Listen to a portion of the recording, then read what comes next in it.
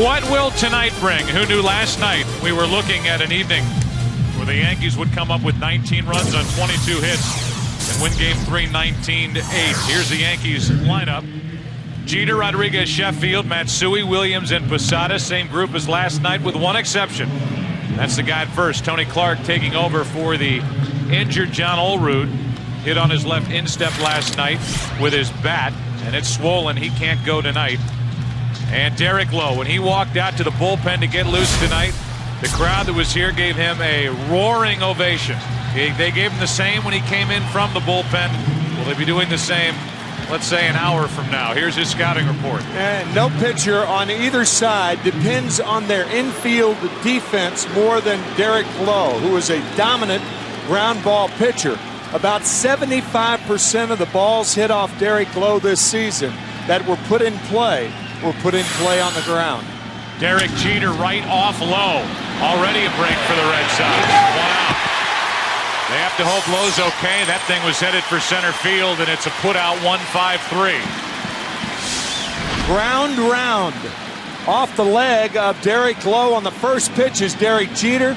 It looked like it hit him in the muscle. He appears to be all right. So Lowe takes care of the first man, Jeter. Rodriguez takes a strike. Said it in our open. The Red Sox have no idea what to expect out of Derek Lowe tonight. Here's a guy who during the regular season won 14 games. That's out of play. He won 21 games 2 years ago, 17 games last year, and he has been upset and not quiet about being upset that he's been banished to the bullpen so far this postseason. A free agent to be. What an opportunity.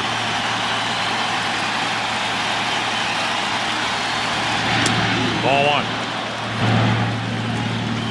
Terry Francona said it doesn't matter if Derek Lowe is mad at me and wins tonight because he's mad at me. That'll be fine. He'll take it. 2-2.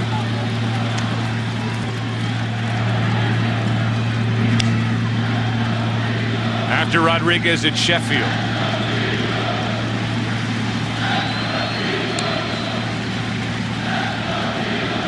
So long as Lowe is able to channel that energy and anger wherever it's toward, well, hopefully it's toward about executing quality pitches for the Red Sox sake. With one out, the base is empty, 2-2. It's still 2-2 on A-Rod. You see his career numbers against Derek Lowe.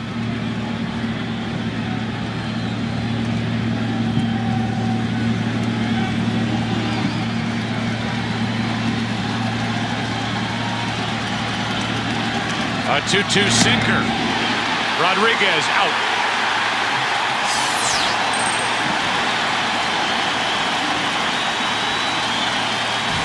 We look at how Boston covers the field with tonight's Boston Red Sox defense, brought to you by State Farm. And Derek Lowe gave up 28 unearned runs this season. That led the American League. And that's why the defense, as Tim talked about earlier, so important, backing up this guy who gives up one ground ball after another. Back to the strikeout. Yeah, the one reason that Alex Rodriguez has a tough time with Derek Lowe is he can bury that ball in on the hands as he did on that two-strike count. Strike one to Sheffield, who is hitting .692. He and his partner behind him have been tough outs, but not here. That's exactly what Lowe and the Red Sox needed, a perfect first.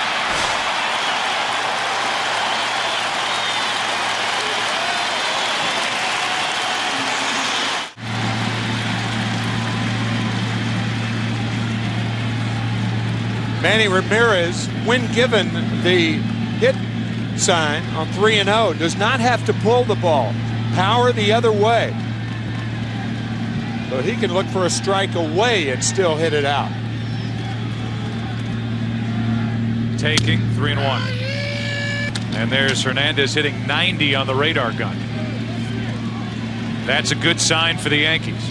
Arm strength equals effectiveness.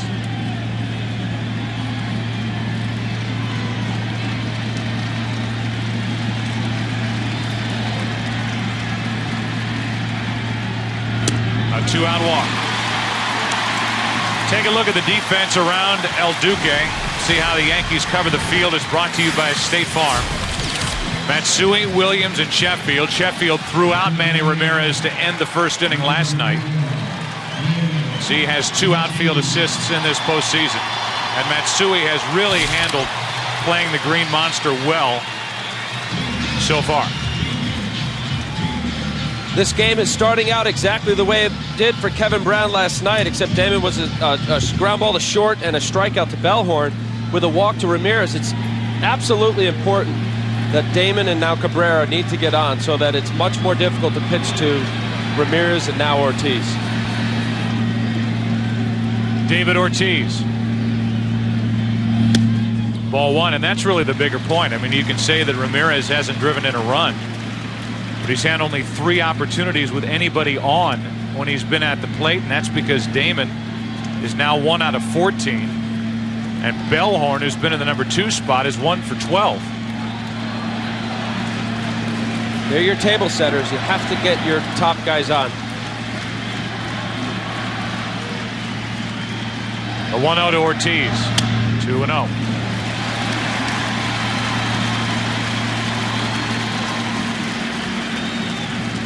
Left-handers are very difficult for El Duque. Right-handers batting only .200 for his career, but left-handers give him a ton of trouble.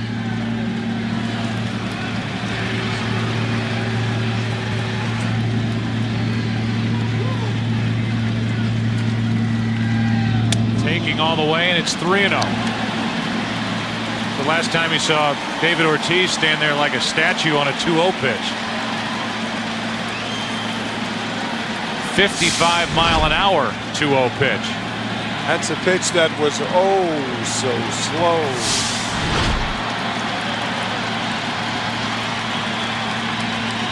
A 3-0. 3 balls and a strike. Jason Varitek is on deck. The Red Sox were down 2-0 last year in the division series, best of 5 to Oakland, and came back and won. Lowe was a big part of that in Game 5 as Ortiz checks his swing. It's a full count. Ramirez will go with a pitch.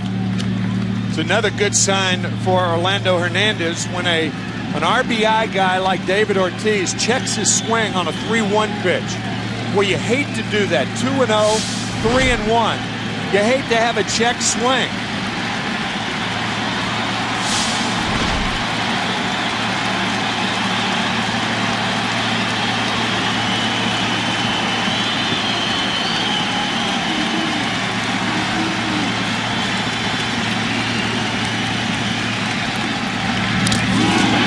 Walks, and Varitek will bat with 2 on and 2 out. Here is Scooter talking about the curveball which El Duque features. This is Scooter. You know, a sweeping curveball can save my gorgeous face from getting smacked. I scoop from one side of the plate to the other and drop down at the same time. So remember, a sweeping curveball sweeps right over home plate. Well, the curveball, it's not necessarily how you hold it, it's how it comes out of your hand. And what you try to do is make sure your hand is on top of the ball and the ball comes out over top so that you get a downward effect, or in some cases like Orlando, he throws it on the side and you get more of a side spin to it. But in either way, you want to spin the ball. You don't want to throw it as much as you want to spin it. Thank you, sir. 2 on with 2 out. I know a guy who talked a lot about the curveball with you was Sandy Koufax. As Varitek digs in with an opportunity to give the Red Sox a first inning lead.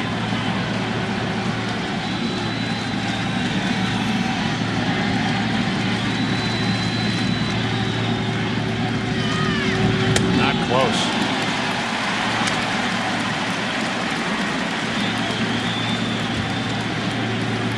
Sandy Koufax had the best curveball I have ever seen. And I don't know if this is true, but somebody documented that his curveball spun 5 times more revolution than a normal Major League curveball. Right? They slowed it down to a point where, and Sandy always talked about spin your curveball. Learn how to spin it. There are a lot of hitters from the late 50s, early 60s who would believe that. whether it's right or true or not. Right. 1 ball, no strikes. Varitek has driven home 4 runs in this LCS. That's foul on a broken bat. 1 ball, 1 strike.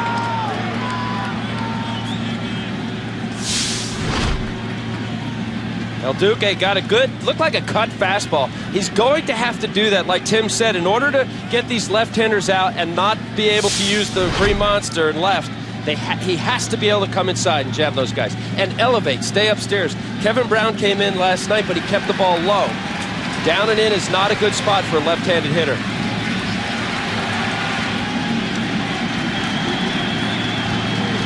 Varitek, a real leader on this Red Sox team, is in the hole 1 and 2.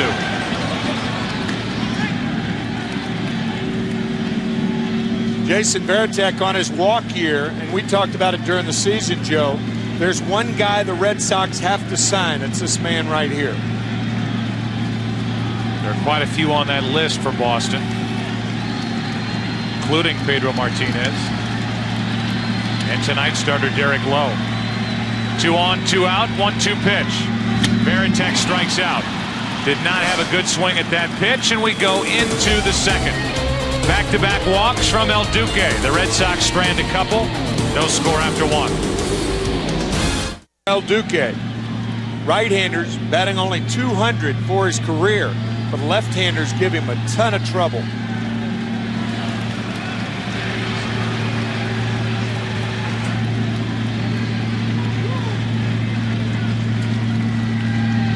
Taking all the way, and it's 3-0. The last time we saw David Ortiz stand there like a statue on a 2-0 pitch. 55-mile-an-hour 2-0 pitch.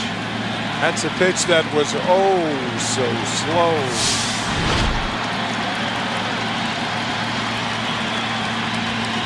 A 3-0. 3 balls and a strike.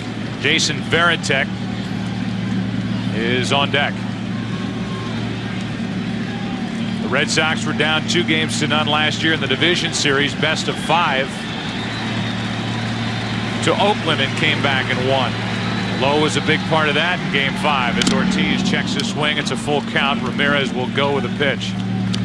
It's another good sign for Orlando Hernandez when an RBI guy like David Ortiz checks his swing on a 3-1 pitch. Well, you hate to do that. 2-0, 3-1. You hate to have a check swing.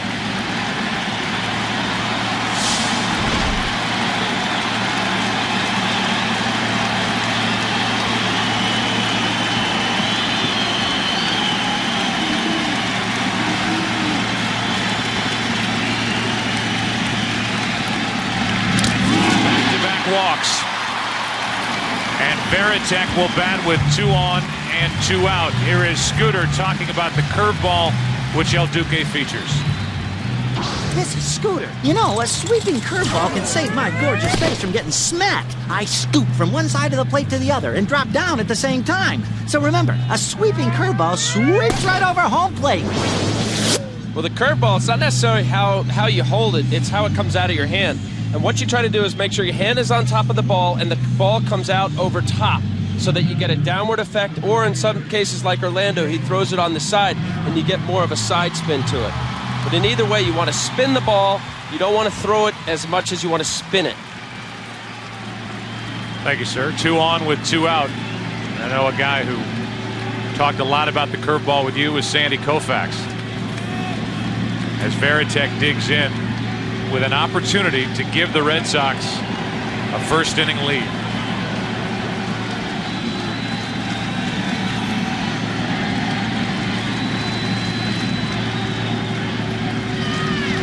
Not close.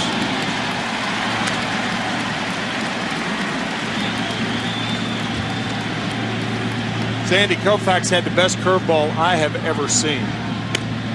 And I don't know if this is true, but somebody documented that his curveball spun 5 times more revolution than a normal Major League curveball. Right? They slowed it down to a point where, and Sandy always talked about spin your curveball. Learn how to spin it. There are a lot of hitters from the late 50s, early 60s that would believe that, whether it's right or true or not. Right.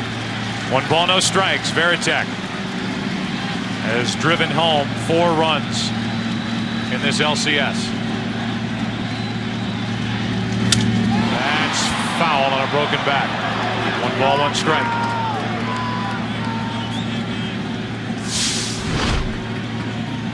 El Duque got a good, looked like a cut fastball. He's going to have to do that, like Tim said, in order to get these left-handers out and not be able to use the green monster and left. He has to be able to come inside and jab those guys and elevate, stay upstairs. Kevin Brown came in last night, but he kept the ball low. Down and in is not a good spot for a left-handed hitter.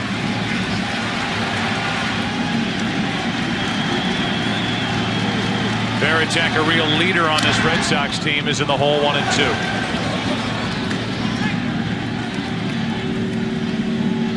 Jason Varitek on his walk year, and we talked about it during the season, Joe. There's one guy the Red Sox have to sign. It's this man right here. There are quite a few on that list for Boston, including Pedro Martinez and tonight's starter Derek Lowe. 2 on, 2 out, 1-2 pitch. Varitek strikes out. Did not have a good swing at that pitch, and we go into the second. Back-to-back walks from El Duque. The Red Sox strand a couple. No score after 1. For the first time in this ALCS, the Yankees were kept off the scoreboard in the first inning. And for the first time, they went down in order. A 1-2-3 first with Jeter, Rodriguez, and Sheffield. And now Derek Lowe deals with Hideki Matsui and starts him with a check swing strike. Matsui is hitting .600 in this series against Boston pitching, and for the postseason, .500. 1 ball, 1 strike. What has he done this postseason? .500 average, his 3 home runs, his 13 RBIs, and he scored 10. And he lines one fair down the left field line. Takes a funny bounce, and Manny Ramirez will come up throwing too late. It's a leadoff double for Matsui. Now 10 out of 16 in this series is Matsui. When he first came to the United States last year, he had a very difficult time with the 2-seam fastball. This year, he has done more of this. Move the ball the other way. So that's outstanding hitting, going the other way with the sinker, and better base running, going to second on a ball that most guys would stop at first. Now it's Bernie Williams. He gets lost in the shuffle of Rodriguez, Sheffield, and Matsui, and Williams is hitting .400, 6 out of 15. And is now first in LCS history for hits, runs, RBIs, and walks. Strike 1.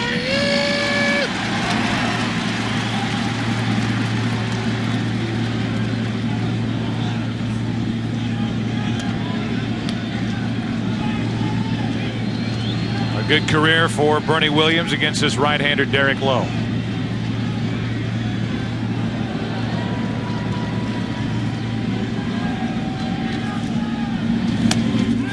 One ball, 1 strike.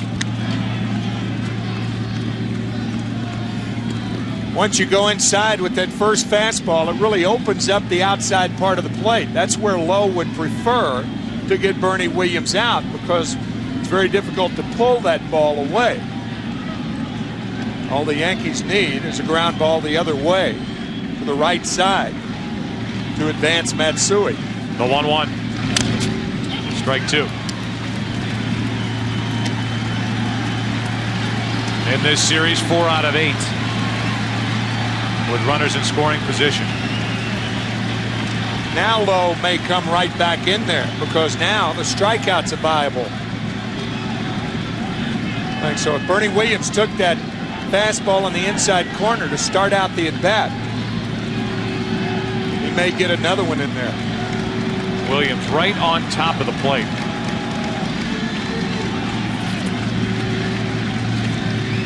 Back away, and it's 2-2.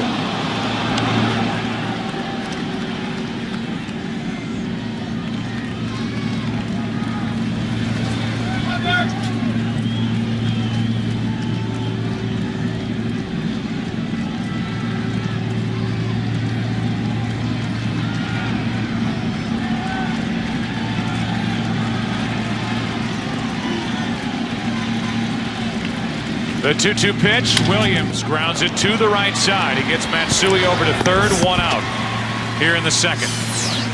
Hard hit right at Bellhorn.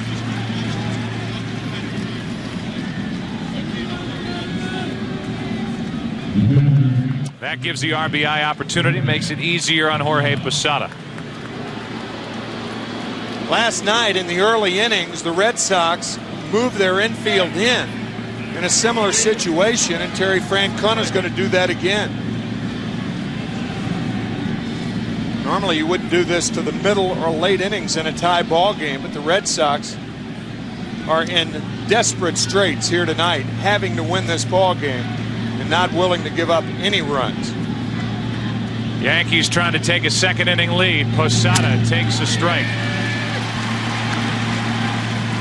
In his career in the postseason, Posada is only a .228 hitter with runners in scoring position. But this is a spot where he doesn't even have to come up with a hit. 0-2.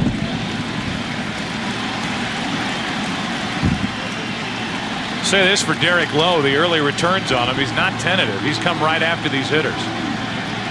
He's certainly being aggressive and pounding the zone with his sinker. Here he's got a perfect opportunity. He needs a strikeout or an infield pop-up.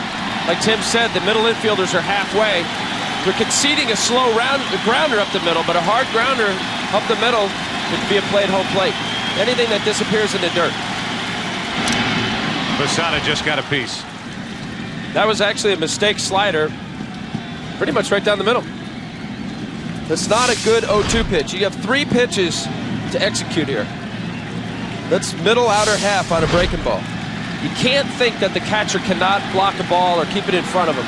If you're throwing a breaking ball, you must think in the dirt.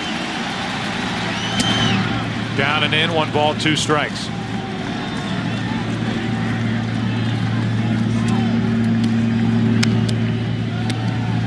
Fenway Park was wild early last night and quiet for the final, let's say, 2 hours. The Yankees were having their fun. Derek Lowe is trying to keep the Yankees off the board first in Game 4.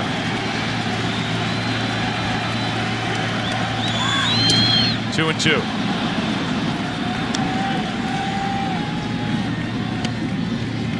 Sierra next.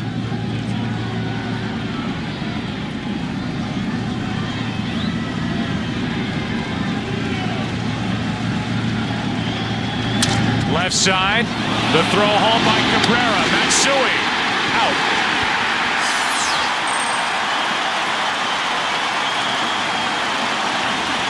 And a terrific move by Terry Francona. This is not done this often, bringing the infield in the second inning of a scoreless game, and it pays off big for the Red Sox.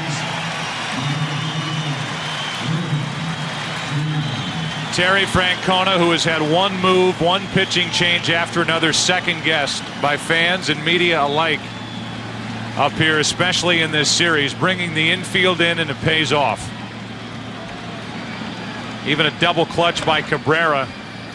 Still enough time to get Matsui. And I don't quite understand it, Joe. I mean, Curt Schilling gets hurt, and Terry Francona's moves are second guess. Why? Because Curt Schilling got hurt? Makes no sense. Some question the work of the bullpen last night and those who were selected early. Mendoza, Leskanic. Terry Francona really made a point to pat Tim Wakefield on the back for what he volunteered to do last night. He said, make sure you talk about this guy being behind me while the Yankees were going crazy with the bats, with his spikes on, saying, what do you want me to do? And he gave up his start tonight to go into the bullpen last night, try to stop the bleeding, and that didn't work. But Francona was pleased that Wakefield was there to try and help out. Again, Ramiro Mendoza comes in the 3rd inning. Leskanic in the 4th inning. What are you going to do? Use Mike Timlin then? Use your short man, Keith Folk? What's the second guess? Here's the 1-1. Strike 2 on Sierra. I just know as a team member, when you have a teammate like what Wakefield did last night, it's all about team. And in this time, obviously, Wakefield saw what was going on. For him to give up his start, there's nothing less to say about what he really means. And what he means, it's about team, not about him. There's nothing I about that at all. And your teammates appreciate that tremendously. No I in team. Runner at first, 2 out, 1 ball, 2 strikes. 2-2 on Sierra with his crowd chanting D Low. That's a nickname for Derek Lowe. A double by Matsui. Williams moved him over. Posada couldn't drive him in.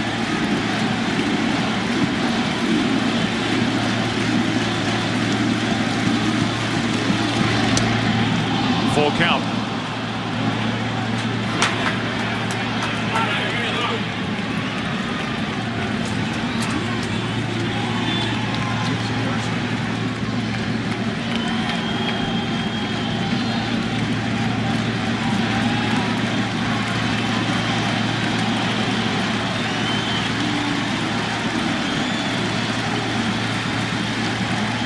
Runner goes, Sierra, inning over.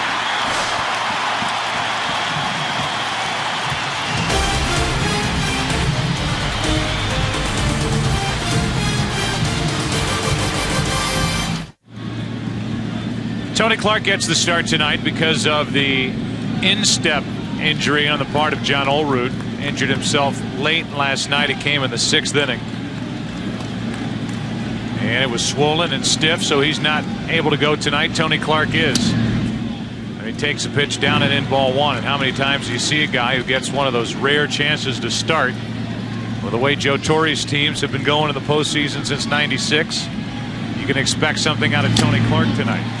1 ball, 1 strike. Last night, 6th inning. And it was actually the bat on his follow-through coming around when he dropped it, cracking him on the left instep.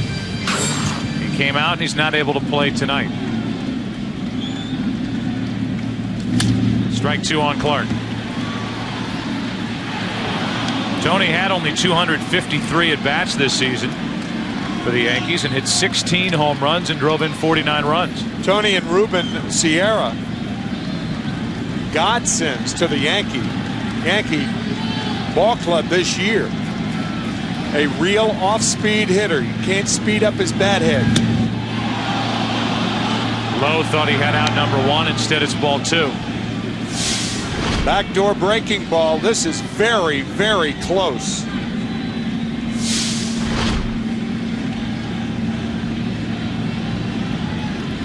Lowe pitched around a leadoff double in the 2nd. Tony Clark has run the count full. Miguel Cairo, the number 9 hitter, next.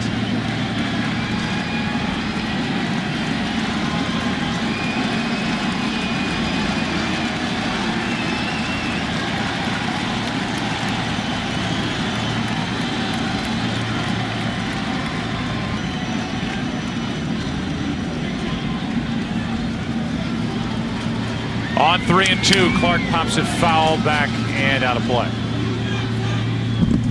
Chris? Yeah, Joe, in the Yankee dugout, you can hear the phrase, keep the line moving, keep the line moving. That's what the Yankee players are telling each other when they come off the field in between innings. It's a phrase they've latched onto. I mean, they know they won't be moving like last night when they scored 19 runs, but they think they can hit Derek Lowe, even though they say Lowe's cutter is cutting pretty hard tonight. Here's a 3-2 pitch to Clark leading off, and he pops it up into right center field. Plenty of time for Damon. 1 out. And with the bases empty, Miguel Cairo will be the hitter. Derek Lowe against the Yankees this season, 2-3, with a 9.28 ERA. And in his career as a starter, 6-9 with an ERA of just under 6.5 against the Yankees. Last year's ALCS against New York in 2 starts. Here's Cairo. And there's strike 1.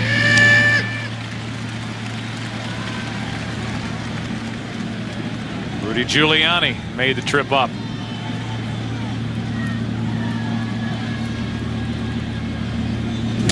1 ball, 1 strike.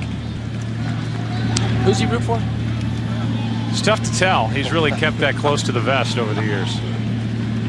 It ain't the team you play for. Kurt Gowdy is here. And he watches Cairo hit a 2-hopper to Cabrera. High throw, but out. 2 gone. Al, you started to dissect some of the pitching that we've seen in this series. Well, it's all about pitching. I just want to show the good pitching of Matsui there. You see how these pitch counts, or the counts themselves. That's a pitch that was supposed to be away. It was middle. Matsui on a 1-2 count. Curveball in the dirt. You have a chance to expand. You throw your breaking ball in the dirt. Here you see last night a 1-1 count to A-Rod. Hanger down the middle. Not that he tried to do it, but you can't do that at this level. 2-2 count. Slider down the way to Cabrera. Good fastball hitter. 1-0 slider down the middle. That's why major league hitters hit these balls. If a pitcher executes and makes good pitches, you can have a low-scoring game. So far, Derek Lowe has done that. Here's Jeter, who, believe it or not, with all these Yankee runs, is only 2 out of 12 in this ALCS. So he has not, for the most part, been in on the fun.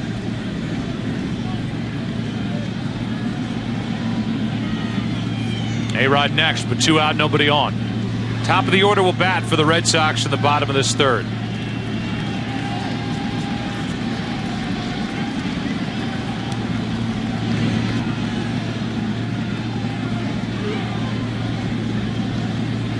Clark fly to center. Cairo grounded out.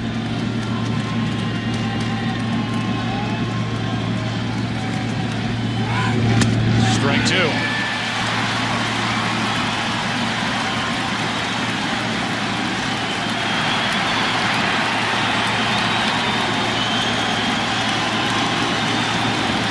Hey, Vince. Gotta believe. Is that one of your passes there? Is he in the upper deck? 2 out, nobody on. A ball and 2 strikes on Jeter. There's a good pitch. There's a 1-2 pitch that was in under the hands of Jeter, a guy who with 2 strikes loves to go the other way. It's exactly where it was. In enough at the belt. Jeter, as good as anybody in baseball, can pull his hands in and still push the ball to right field. You could say the previous pitch, the slider 1-1, was a hanger right down the middle, but it was much slower. There's my buddy. On 1 and 2, Jeter goes the other way. It's foul.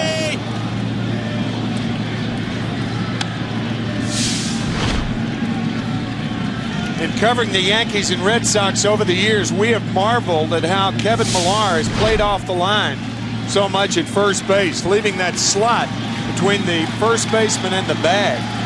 Jeter almost found it in fair territory. Another 1-2.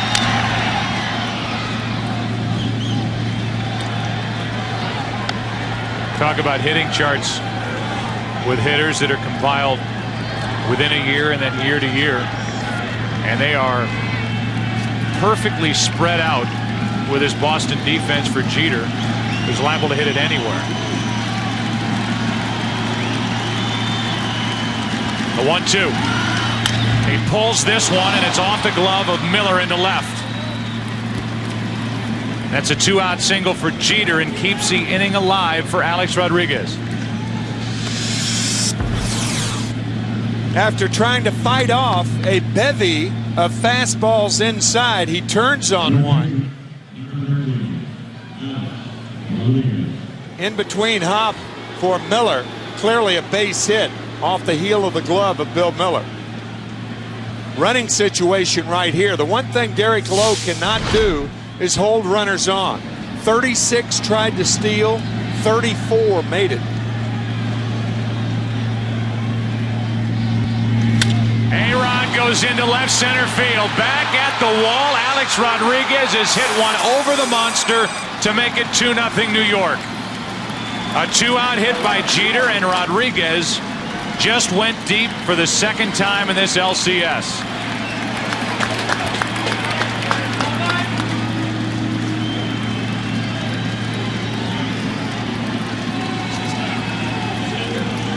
First pitch swinging, and A-Rod did not miss it. right up around the letters. Ooh.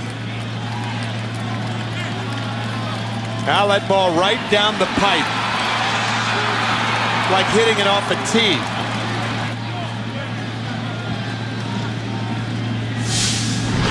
And way out as strike one is on the outside corner to Sheffield. There was a $12 million difference in money when the Boston Red Sox were so close to making Alex Rodriguez a member of their team. That deal fell apart. The Yankees swooped in. They were willing to trade Alfonso Soriano. And they got Alex Rodriguez, switched him to third base. He had a very good year as that ball makes its way all the way back onto the field from Lansdowne that he hit out. And Damon throws it back. This could go on all night. No, he threw it over.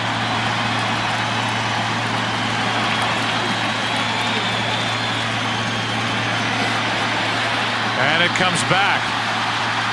This could go on all night. Put it in your pocket, Joe. Joe West, the second base umpire. Thank you. Did that come from the street? Yeah. I think so. Damon threw it back after it was thrown back, and somebody threw it back again. And Joe put it in his pocket, and that stopped that.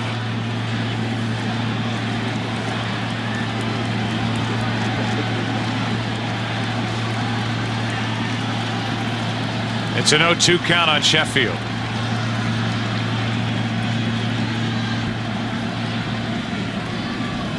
Sheffield flying to right his first time up. And Lowe made him chase. A 2-out hit by Jeter. A 2-out, 2-run shot by Alex Rodriguez. Yankees trying to sweep after 2.5 up 2-0.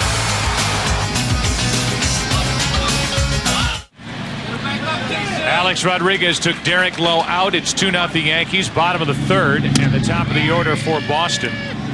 And that means Johnny Damon, who is 1 out of 14 in this series. Time is running out on guys like Damon and others at the top of this lineup to try and kickstart this offense. Reaching for it, and a little fly ball into left from Matsui. 1 out here in the third inning. You can play Hit the Pros, presented by the all-new GMC Canyon, and face real pitches from today's best hurlers. Log on to foxsports.com on MSN. Keyword games. GMC, we are professional grade. Here's Cabrera, who struck out his first time. One of the highlights for the Red Sox last night was the play of Orlando Cabrera. 3 out of 4, 2 RBIs, and showed off great range at short. Strike one from El Duque. You look at what's gone on, the 1 through 4 hitters in this series. The Yankees hitting .483 with 5 homers, 20 RBIs. 1 through 4 for the Red Sox, only 3 RBIs and an average of .212. Ball and a strike on Cabrera.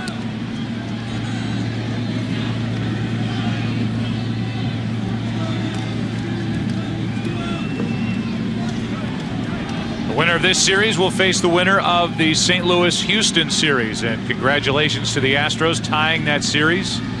Beltran with 8 home runs in this postseason. And his homer won it for the Houston Astros today. Picked up by the Astros from the Kansas City Royals at the trading deadline. What a player he has proven to be in the postseason. Cabrera hits one in the air to left field. Matsui on the track. 2 out.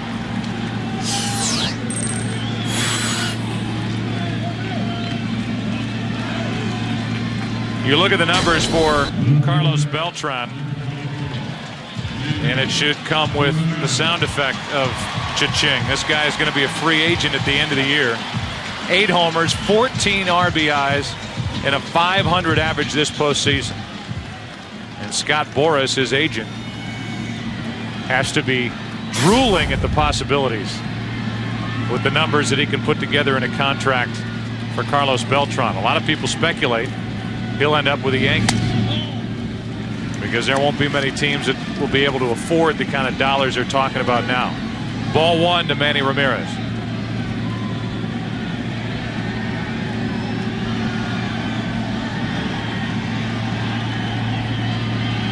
Ramirez walked his first time.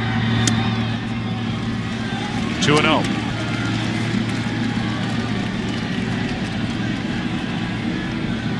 Somebody for the Red Sox is going to have to sling this team on their back tonight, and if the series lasts beyond 4 games, that person's going to have to carry this ball club. After the injury to Schilling in Game 1, it was an opportunity for Pedro Martinez to do something in Game 2. He pitched okay, but he only went 6 innings and he lost to John Lieber. Manny Ramirez, David Ortiz, Veritek, Nixon, somebody has to step up for Boston and pick up this Red Sox club. Three and one on Manny Ramirez.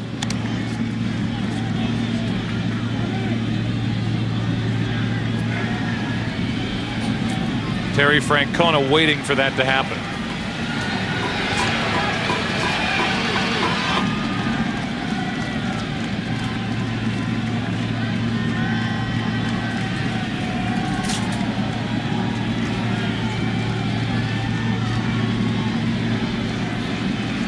With the bases empty, 2 down, 3 balls and a strike on Ramirez.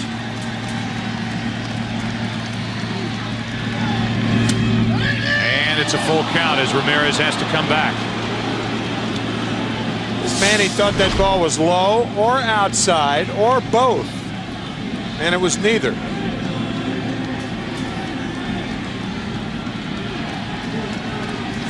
Perfect pitch on 3 and 1.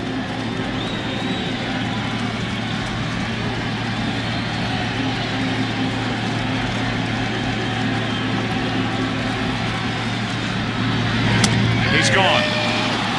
A strikeout for Orlando Hernandez, 4 on the night. Matsui will lead it off for the Yankees.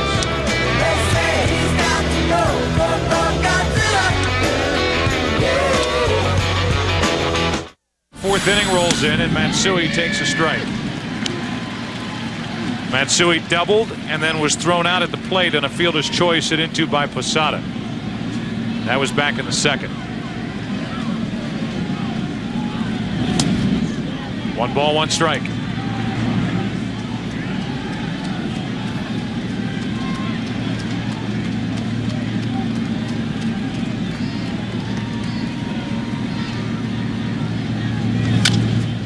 A chopper to second for Bellhorn. And Matsui has been retired. 1 out here in the 4th inning. And Bernie Williams will be the hitter. You think about Matsui, who has entrenched himself as the cleanup hitter for the New York Yankees, a team that's 1 win away from another trip to the World Series, which would be the 7th time in the 9 years that Joe Torre has taken over. What a year it's been for Japanese players coming to the United States and how they've blossomed, and the record that was set this year by Ichiro with the 262 hits and leading baseball with a 372 average.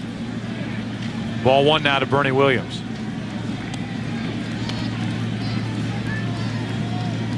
Williams grounded out his first time.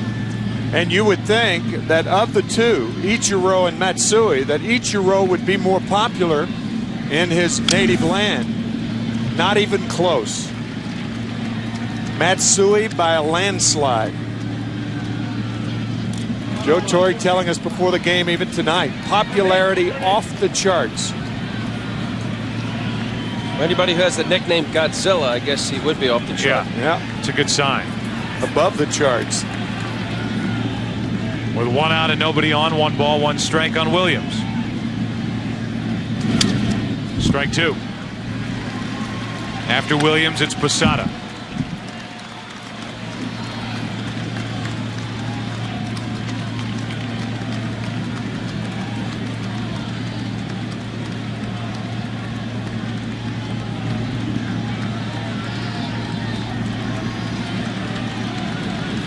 Derek Lowe on 1 and 2. Williams grounds one to the right side. Millar flips. Lowe steps. 2 out. An icon in Japan, to say the least, with the Yomiuri Giants. 10 seasons with the Giants, and the nickname of Godzilla for all the home runs that he hit.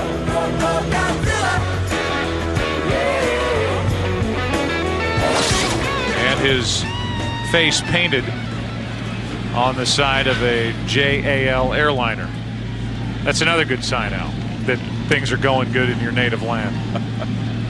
Forget the nickname. 2 out, nobody on, and here's Posada.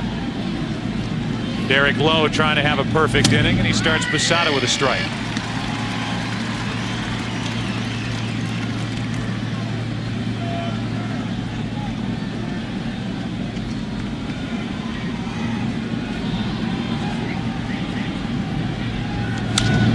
That's strike 2. Posada learning from the first 2 left-handed hitters this inning, Matsui and Bernie Williams. You cannot pull that sinker of Derek Lowe's. Matsui tried to do it. Williams tried to do it. And feebly grounded to the right side.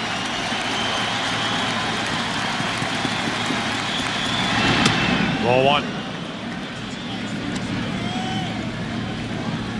This Red Sox team trying to fight their way up a huge hill. Trailing 2-0 here in the 4th inning of Game 4, down 3 games to none. In fact, the Red Sox have led a total of 7 minutes. That's it in this series. Left side in the hole, and Cabrera can't get to it.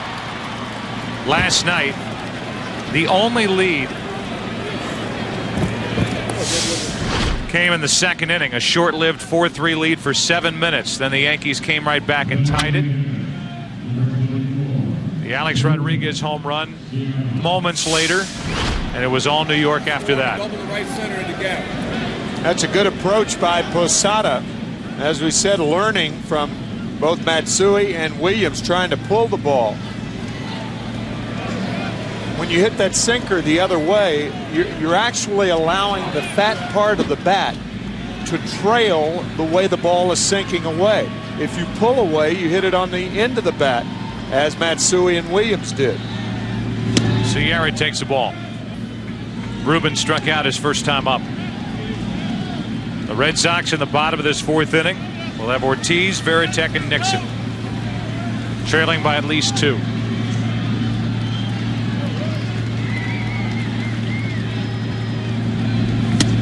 On the outside corner, and Sierra didn't like the call.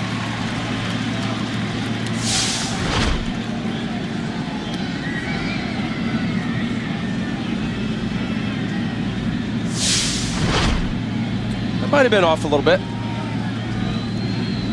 Lowe got the call. 1 ball, 1 strike.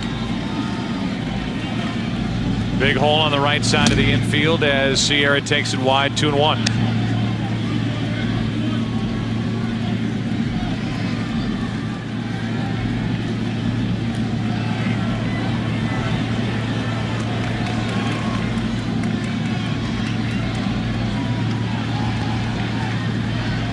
Ruben Sierra takes wide again. 3-1. Sierra during the regular season hit 17 home runs, and then has that one huge home run in this postseason in the division series in Game 4 at Minnesota, which tied that game in the 8th inning at 5. The Yankees went on to win it in extra innings. He's sitting on a pitch here on 3-1. Full count. 3-1 breaking ball to Ruben Sierra. Now Lowe can go back to either of his pitches, the fastball or the breaking ball. That's the beauty of throwing that breaking ball in a fastball count. Sierra just got a piece. Just fighting off a changeup here. This inning, Derek Lowe is shown with his sinker about 87 to 90, and then he throws it off a changeup, which looks just like his sinker coming out of his hand, except it's about 6 miles an hour slower. That's where you see those lefties reaching out a little bit, out in front. Unlike what Posada did going the other way. You got to stay on that ball. Posada will go from first, 3-2 pitch. Same result.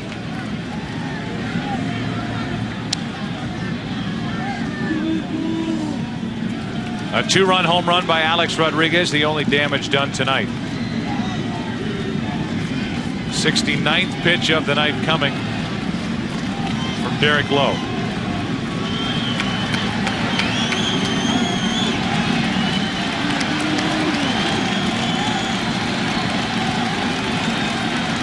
Another 3-2 pitch, and there's Sierra going the other way. Manny Ramirez ends the inning.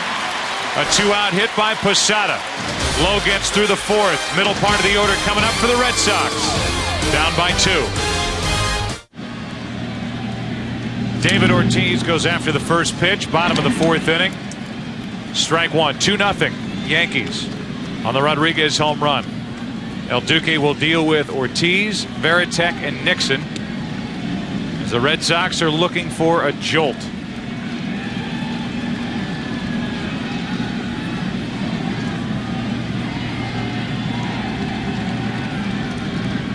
Ortiz walked his first time, and he pops it up here. Right center field, and it's Sheffield. Wind is really carrying this ball and making these outfielders adjust late. Our Bank of America higher standards, we flash back 1 year ago yesterday. Wakefield, 11th inning, Game 7, Aaron Boone. That sent the Yankees into the World Series only to lose in 6 with the Florida Marlins. And that makes you think of the passing of Aaron's grandfather, Ray Boone. And so the Boone family knows, and maybe they do already, there was a nice tribute to Ray Boone here at Fenway Park before the start of the game, a moment of silence. It read the career resume of Ray Boone, and for a guy who sat in your seat last year, Al, Brett Boone, a good friend of Fox Sports, we realized how close those two were last October. He idolized his grandfather, and baseball was saddened at the news that Ray Boone had passed away. Ray Boone, the patriarch of the first 3-generation baseball family. Ray, and then his son Bob, and his grandsons Aaron and Brett. And our condolences to the Boone family. 1 ball, 2 strikes, 1 out, nobody on. Varitek at the plate. He struck out with 2 on and 2 out in the first. Orlando Hernandez doing exactly what Joe Torre and Mel Stottlemyre thought he might if his arm got through that dead arm period. When even with El Duque not available to pitch early in this series, they put him on hoping his arm would respond on the active roster. He's turned in 3 1/3 shutout innings to this point. Make it 3 2/3 as he gets his 5th strikeout. 2 out here in the 4th. First 13 starts for Hernandez, an 8-0 record and an ERA of 2.5. This is a guy that when he was out there throwing for scouts and for general managers, anybody could have signed him. I think because of his history with the New York Yankees, they figured why not take a shot, let him get his arm healthy in our system, let him force his way back onto the big league roster. He did, and Brian Cashman and the Yankees thrilled that they made that decision back in May, as Nixon has to wait on it and lines it to center for the out. A 1-2-3 4th inning, 5th inning now. Yankees bat up 2. Back after this from your local Fox station. Phil Jackson will stop by as Tony Clark lines a base hit into left. Talk about Shaq Kobe in his new book, Best Damn Sports Show period, weeknights only on FSN. A leadoff hit for Tony Clark, and he's on to start the 5th inning.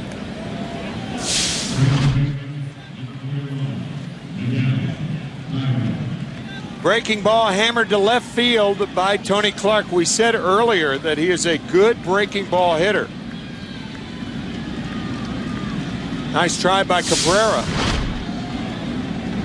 See what the Yankees do here with Cairo. You could see a bunt. Yep. And he shows it, but takes ball one low and away. Joe Torre does that a lot. He'll bunt early in the count, and then if the count favors the hitter, he'll hit and run.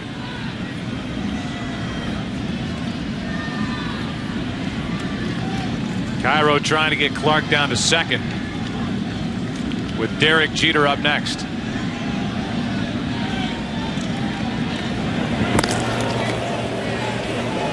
It would seem to me that a bunt is still in order. I think Cairo will be bunting at least up to 2 strikes.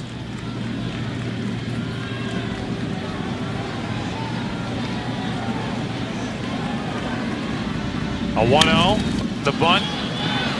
Lowe had to re-grab, but gets the out at first. Sacrifice down to second as Clark, 1 out. Jeter coming up.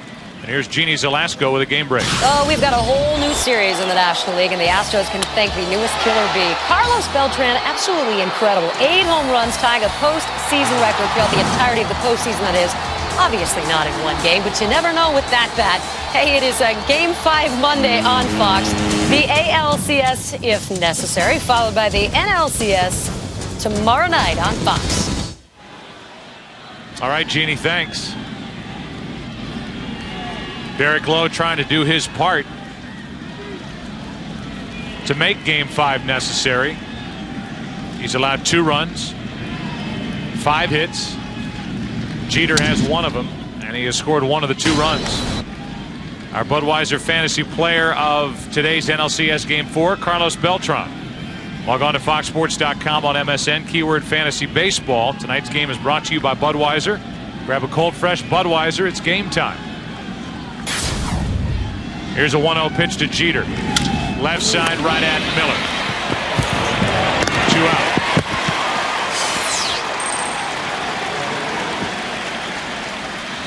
And the red-hot Alex Rodriguez will come to the plate with the even hotter Gary Sheffield on deck. Rodriguez responsible for the 2 runs tonight with a 2-out, 2-run shot in the 3rd.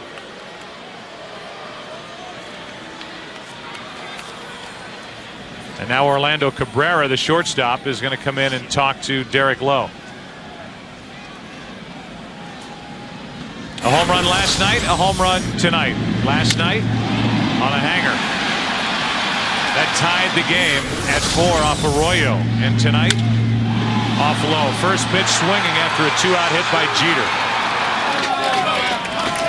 Then the fans and Johnny Damon played catch.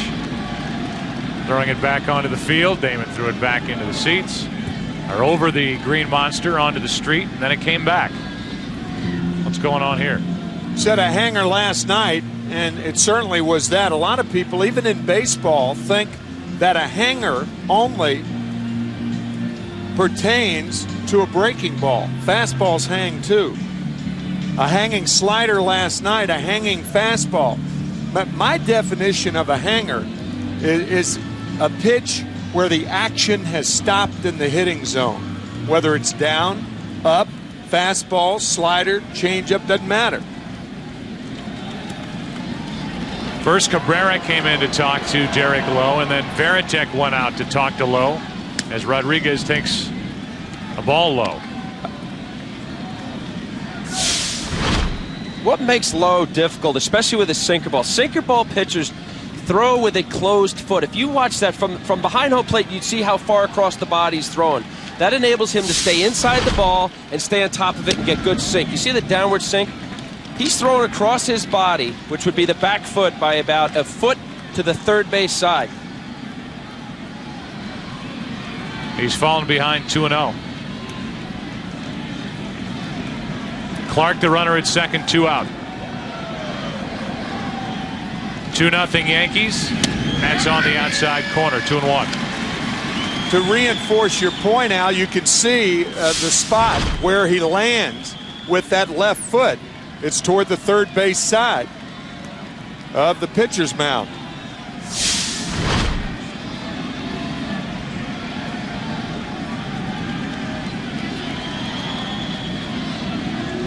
So there's a landing area for Lowe. as he tries to come back from a 2-0 count against Rodriguez.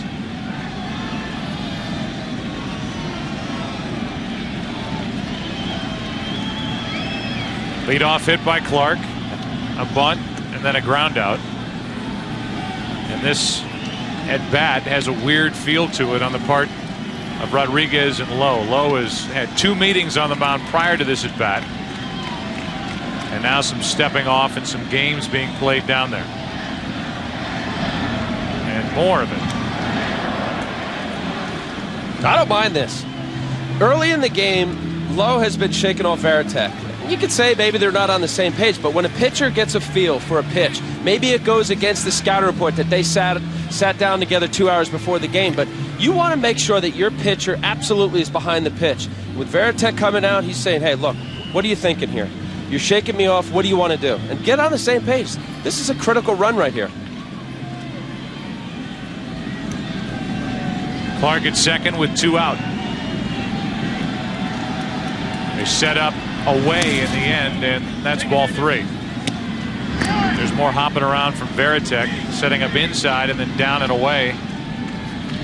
And A-Rod up on the count, 3 balls and a strike.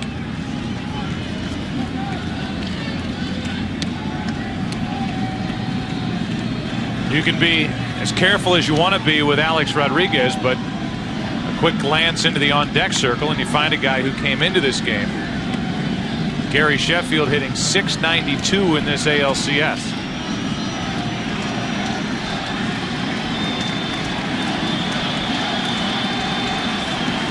The 3-1. Full count. Remember the first at bat. He got to 2 strikes with the breaking ball and finished off Rodriguez inside with a fastball. If Veritek sets up inside, it's going to be a fastball in on the hands to Rodriguez. 0 for 9 in his postseason career as A-Rod with a runner in scoring position. Make it 0 for 10. Lowe gets around the leadoff hit. Halfway through game 4, still 2-0 New York.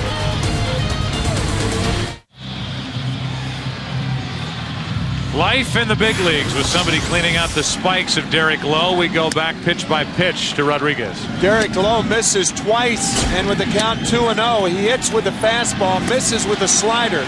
Key pitch in the at-bat, the slider allows him to come back inside to get Rodriguez. Good pitching by Derek Lowe. But no hitting from this Red Sox lineup. Only 1 hit. They've had 3 base runners thanks to back-to-back walks in the first, and that is all. Millar popped up his first time. Orlando Hernandez the reason for the futility on offense for Boston. Bottom 3 in the order for the Red Sox. 2-0.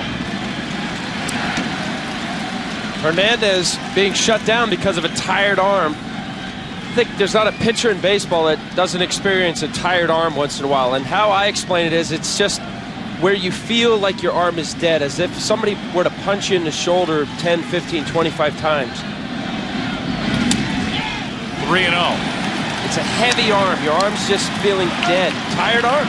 But it happens to most every pitcher that I know, and rest absolutely helps. Joe Torre saying the good thing during that period, Hernandez had no pain.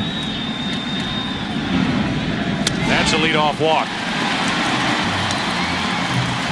Could that be the spark that the Red Sox need to get some sort of attack mounted against Orlando Hernandez? First time tonight the Red Sox have had their leadoff batter on base, and we talked about it last night. It seems like leadoff walks lead to more multi-run innings than anything.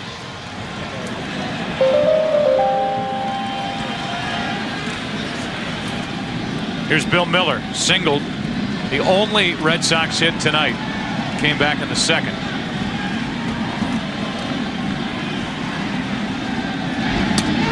Ball 1.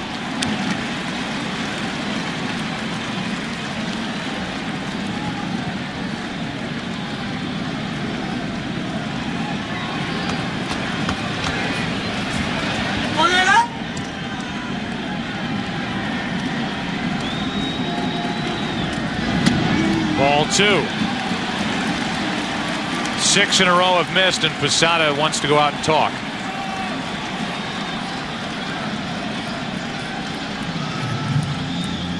So while Posada and Hernandez talk, Stottlemyre and Torrey talk.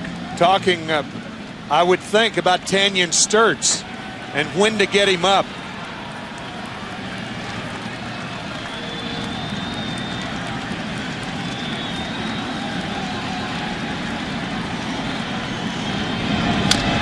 Two and one. We talked earlier about the long relief. Loaiza was a possibility, but I would say the Yankees and Hernandez have played and pitched their way beyond that part of the game. The inconsistent right-hander who came from the White Sox. And now you're looking at Sturtz. Quantrill gave the Yankees some good work last night. Gordon, Rivera, all ready to go tonight. Miller grounds to first. Clark fires to second. Out. No return throw. 1 on, 1 out. Jeter not taking a chance because Millar started his slide late, and realizing the Yankees have a 2-run lead. Watch Kevin Millar start the slide a little bit late. I'm not too sure Jeter could see El Duque covering the bag, and Hernandez may have been a little bit late in covering.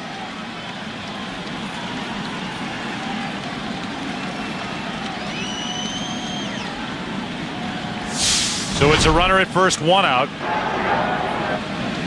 And here is Bellhorn, desperate for a hit. Takes a ball low. A strikeout his first time up. Struck out 4 times last night.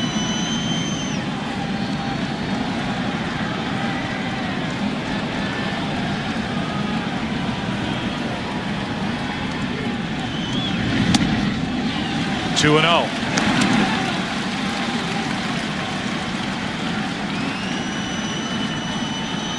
Red Sox need something dramatic to happen to this offense.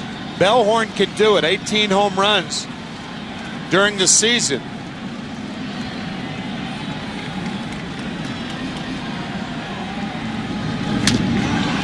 That's ball 3 with Johnny Damon in the top of the order on deck.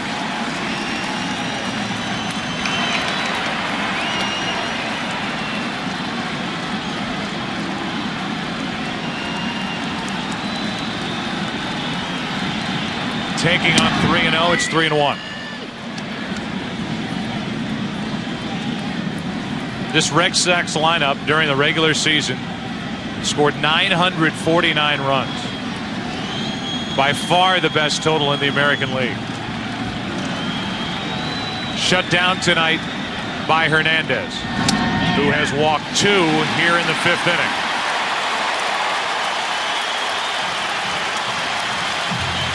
Right around 10 o'clock in the East, and if you're just joining us, this is Game 4 of the ALCS. The Yankees up 3 games to none, and up in this game 2-0.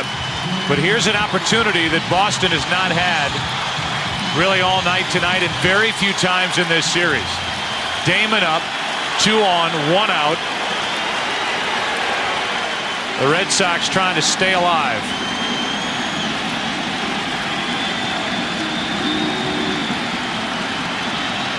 Damon has done basically nothing in this series with a bat. Strike 1. A leadoff hitter who was so good all year, jump-starting this exciting Boston lineup, hitting .304, 94 RBIs, is 1 out of 15.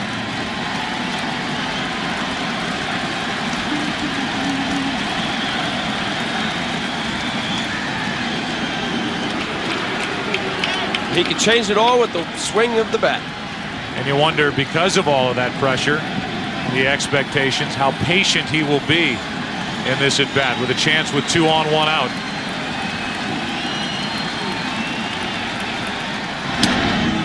One ball, 1 strike. Well, Johnny is not a patient hitter to begin with. His long ball is down and in.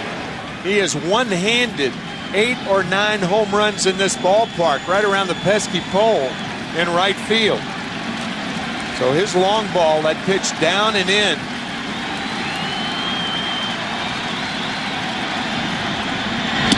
Two balls and a strike. El Duque has been behind every hitter in this inning.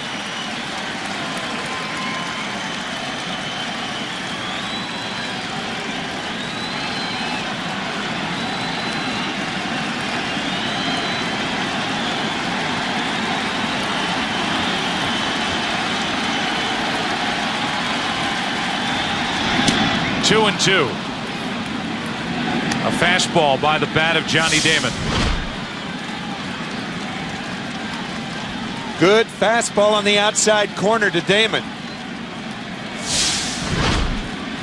The changeup before that set that defensive swing that you saw, fastball away. Do a very good changeup before. Put him in a fastball count.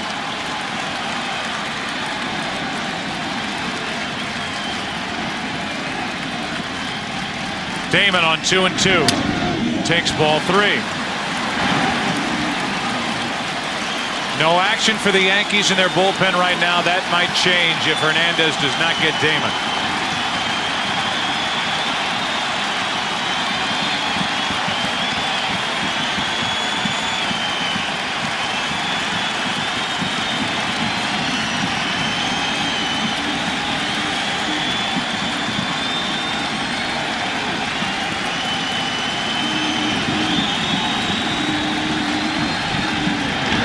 Damon the other way might be 2. To Cairo in the middle. The relay is not in time, and it's first and third, 2 out. I think because Johnny Damon is 1 for 15 in the series, Terry Francona elected not to send the runners. Had they sent them, it would have been interesting to see who covered at second base. Damon beats the throw of Cairo. So the Yankees get the force play, and there are runners at the corner. You're looking back on that thing, and had Jeter been covering on that play, you don't know whether he would have been or not. But had he been covering, that opens up that left side, and the Red Sox would have scored a run. So now for Boston, it's up to the man who replaced Nomar Garciaparra. He's been getting more and more comfortable in his position here at Fenway Park. He came into this game hitting .328 his last 51 games with 34 RBIs. He's 0 for 2 tonight. First and third. And a check on Damon.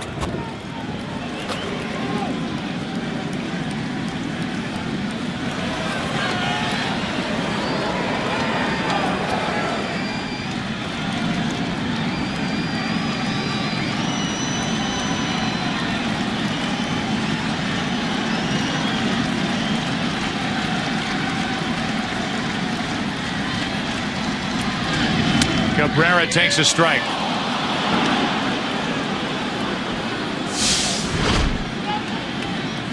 It's a curveball down the way. Good pitch.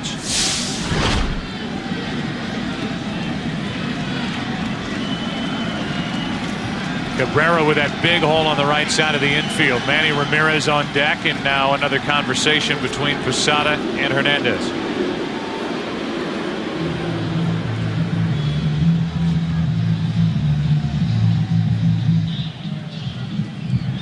Posada trying to get around 2 walks here in the 5th.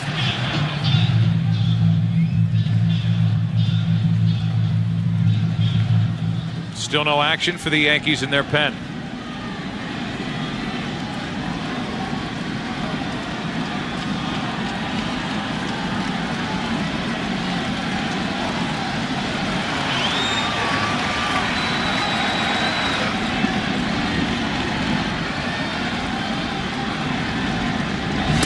Good pitch down and away, strike 2.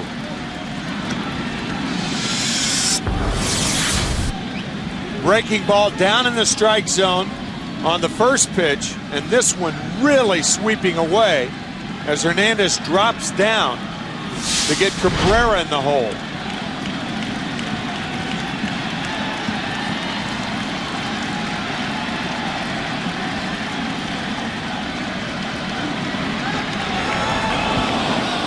Step to third, look to first move.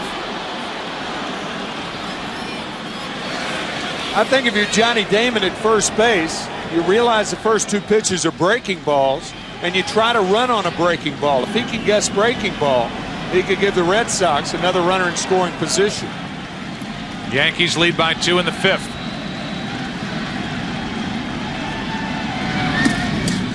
He would have had a chance there. It's ball 1. A lot of times, if you can guess with a pitcher and a catcher and know they're going to waste one, it's a good time to run. It's what the Yankees did then. But Damon staying in place at first. Cabrera, one of those 2 hits in the last 24 chances with a runner in scoring position for Boston. The 1-2. 2-2. Also, Posada has thrown out 26% of the base stealers, which I guess wouldn't put him in the higher league lead numbers. Nope. All the protection Cabrera could ever want is in the on-deck circle in Manny Ramirez. It was 0-2, now it's 2-2. Hernandez is going to have to come after Cabrera. Now Damon is running, and Cabrera fouls a fastball.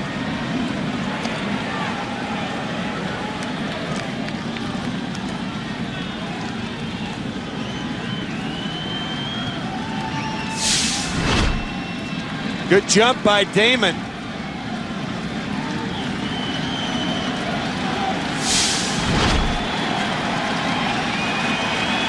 Tying runs are on for Boston here in the 5th.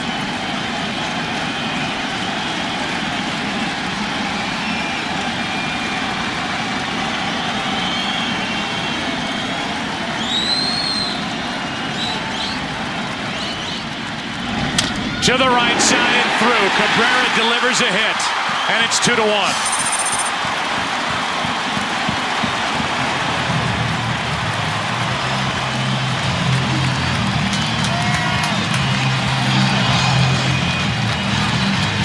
Not only does that make it a 1-run game, but it brings Manny Ramirez up one of the few times with men on. I tell you, in a sense, Hernandez and Posada gave in to Cabrera. He looked terrible on the 2 breaking balls, and now he gets the fastball away, and as you suggested, Joe, uses the right side to put the Red Sox on the board.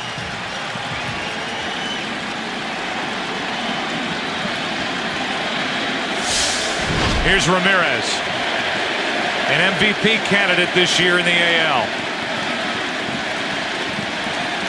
For the Red Sox, they ask for his first RBI or more of this series.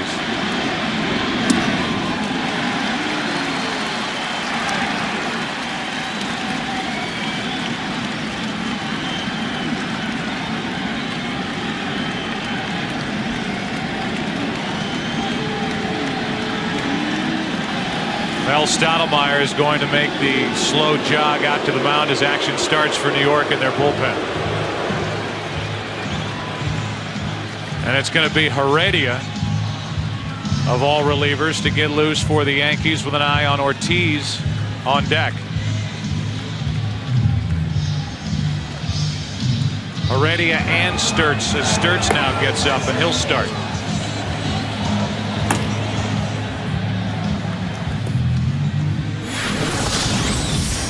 Well, Cabrera's a fastball hitter, and he got breaking ball, and basically slowing Cabrera down. Seeing breaking ball away, another breaking ball away. It's keeping him to stay back longer. The fastball beat him there, and he stayed on the ball and stayed late and just went with it. As a result of all those breaking balls, it slowed Cabrera down to just stay inside the ball and do exactly what he did. That's a great piece of hitting by Cabrera. 1 ball, no strikes on Manny Ramirez. Good speed on for Boston.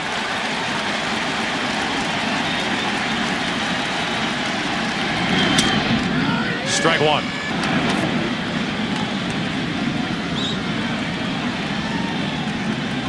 Ramirez with 43 home runs and 130 RBIs during the regular season. Drove in 7 during the division series, none so far against the Yankees in the LCS.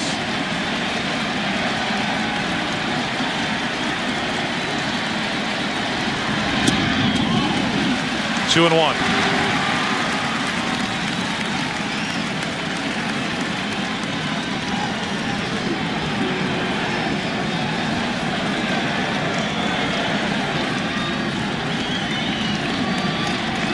The Red Sox getting a lift from Orlando Cabrera. Now they want a ride from Manny Ramirez.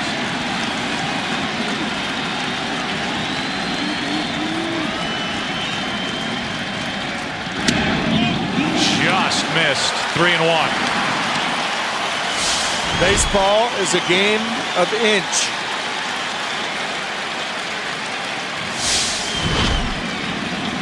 Three balls and a strike on Ramirez.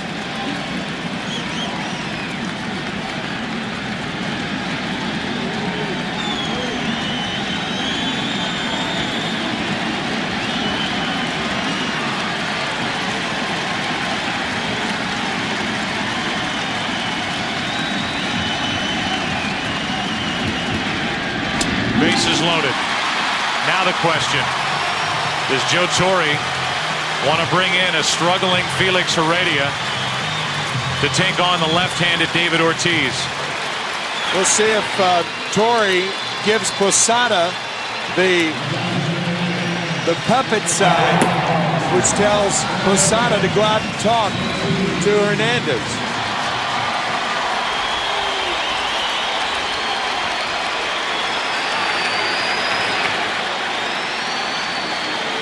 Heredia did not have a good regular season. He has not pitched well in the postseason, and it will be Ortiz against Hernandez.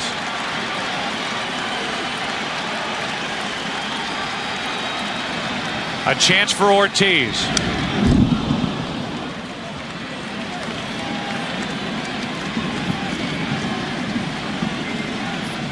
Five walks tonight for El Duque, 3 in this inning. And a guy who got one big hit after another this season and last for the Red Sox, David Ortiz, could put Boston on top with one swing.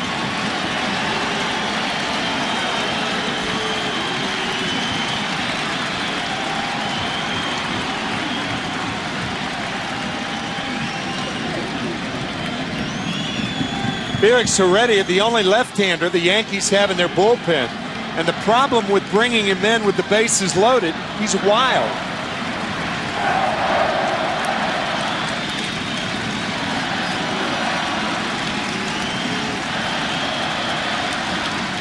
Ortiz into right center, and the Red Sox have taken the lead in Game 4.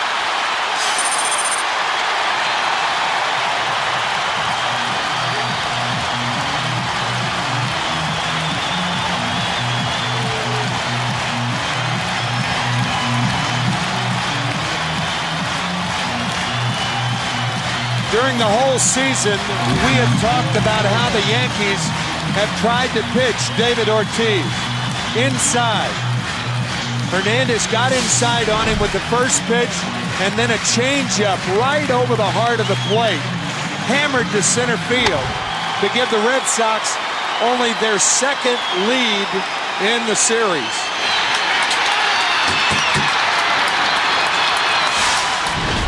Now it's Veritek. And Hernandez will continue. Ball one. 3 walks, 2 hits in the inning. And with Sturtz and Heredia no doubt ready to go, Veritek will take on the starter, Hernandez. Well, if Torre does look at matchups, Veritek is 130 lifetime against Hernandez. Something he told us he didn't do before the game. That is a check swing, 2-0. Joe Torre saying he looks at that more for his bench players and for relievers as opposed to his starters against a lineup. And Veritek went awfully far, but the count's 2-0. 3-2 Boston, first and third, 2 out.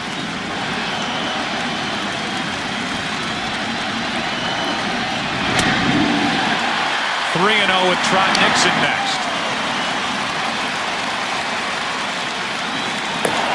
With all these left-handed bats,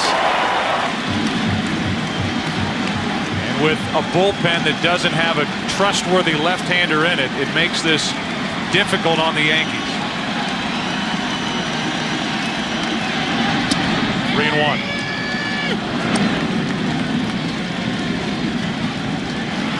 Came back with the 3-0 pitch and challenged him, but challenging him with a 3-1 fastball a little bit more difficult. Veritek with 2 homers in this series already. Breaking ball. On 3-1. Good pitch to make it full.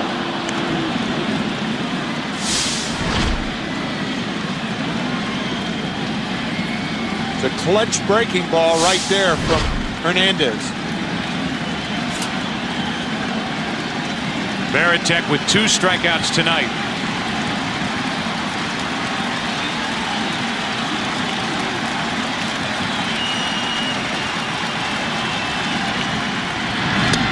Make it 3. He challenged him with a 3-0 fastball, then breaking balls on consecutive pitches to end the 5th. But it's a 3-run 5th and a 3-2 Boston lead here in Game 4.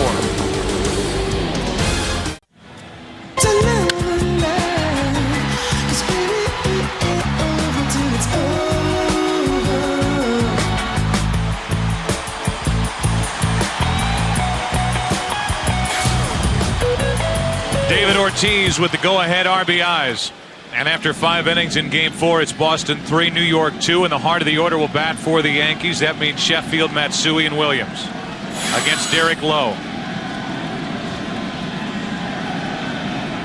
Sheffield 0 for 2.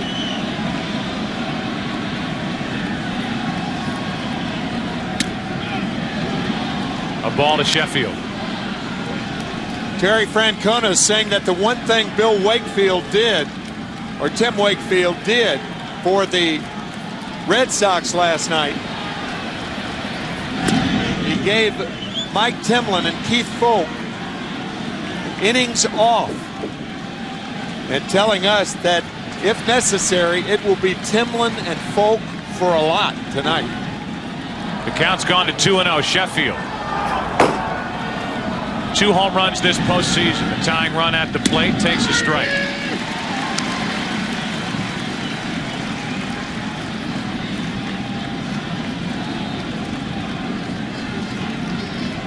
How will Derek Lowe pitch with the lead?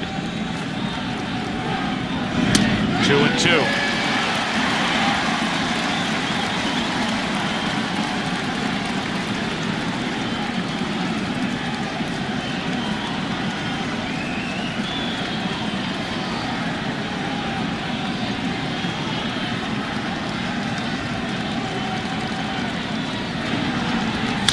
Left side, a high hop from Miller.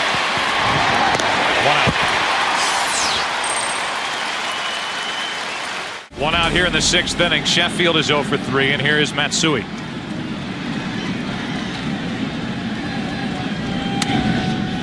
Francona already has Timlin getting loose in the bullpen.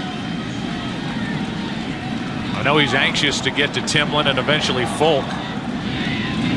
Lowe is doing his job as the starter tonight, getting into the 6th and taking care of Sheffield after falling behind 2-0. Counts 1-1 on Matsui.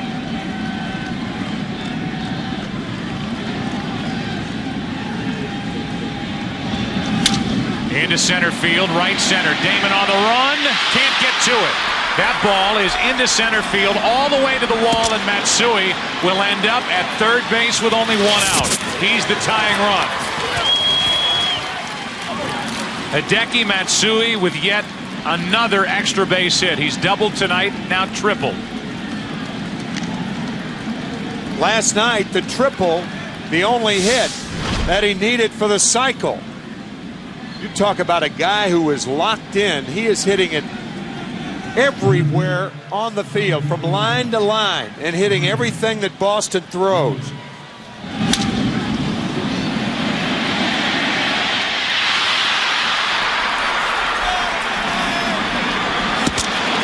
One of the key plays in this game was in the second inning when Matsui was thrown out. Barry Francona had the infield in. Well, certainly you have the infield in here. And now it looks like Lowe will be lifted and Timlin will be the pitcher. Lowe is finished, and this crowd appreciates his effort.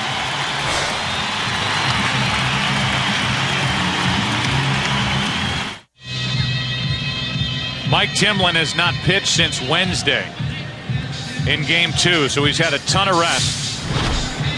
And Derek Lowe is relieved here in the 6th inning.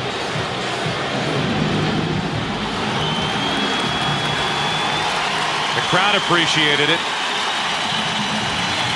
Lowe frustrated at being pulled out of this game here in the 6th inning, but he's not even sitting in the dugout right now. Timlin is in the middle of the action. And you look at his numbers during this postseason. Again, the infield creeps in. Matsui at third, and Bernie Williams takes a ball. And we talked about that key play in the second inning with the infield in.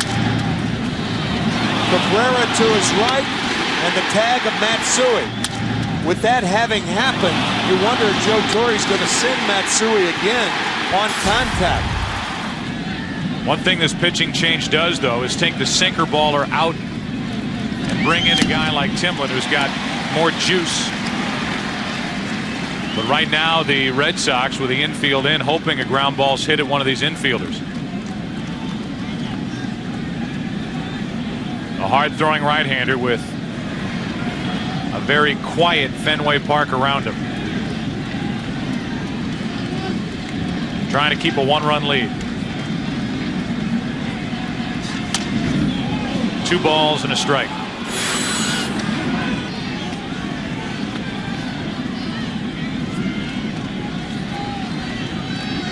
Posada on deck, but it's all on Bernie Williams. Number 1 in LCS history in RBIs in his career numbers against Mike Timlin. 0 for 2 against Lowe tonight. 2 balls, 2 strikes.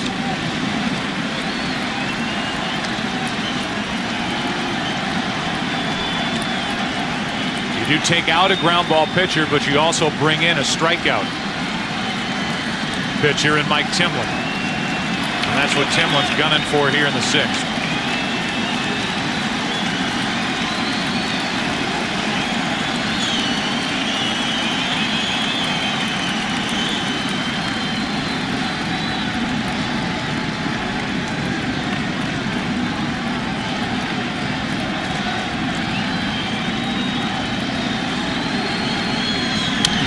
Still 2-2.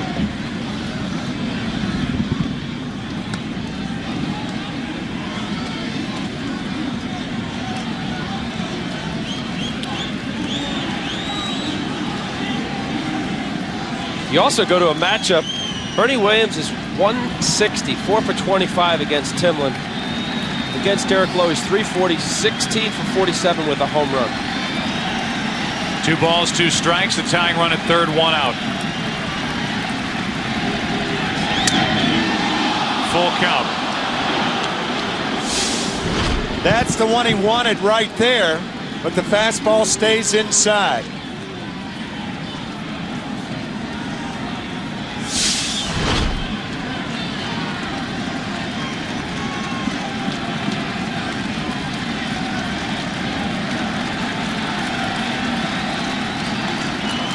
Three-two pitch, and we'll do it again. Timlin, as a kid, when he was in the big leagues, pitched for Toronto in the postseason, got all the way to the World Series, pitching against Atlanta in the World Series in '92, and against Philadelphia in the World Series in '93.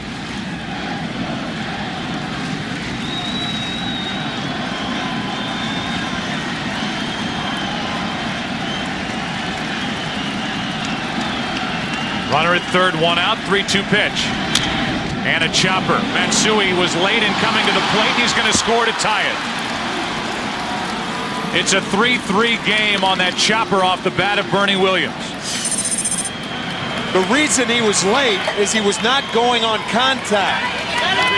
But when you're not going on contact, you do have the right and the responsibility to determine how high the chopper is and run after the delay. The delay right there coming in to tie the ball game. Cabrera tries to barehand the ball.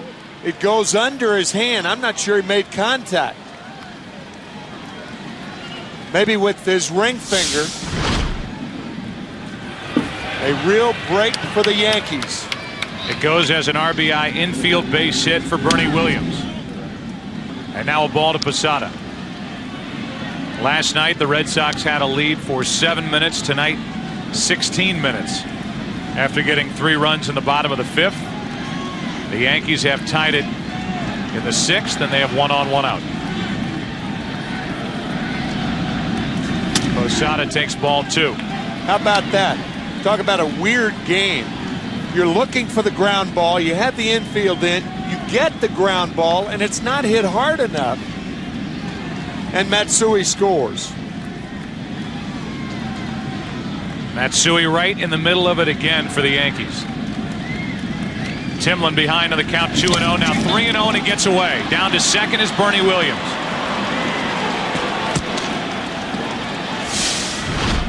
Timlin's sinker to Posada is so good it stays low. The sinker to Bernie Williams was so good. Williams tapped it, allowing Matsui to score. Here's Bernie Williams hit one more time. Infield in. The delay by Matsui, the barehanded try by Cabrera, and the Yankees tie the ball game. A wild pitch puts Williams in scoring position. 3-0 is in the dirt. These weren't even close from Timlin.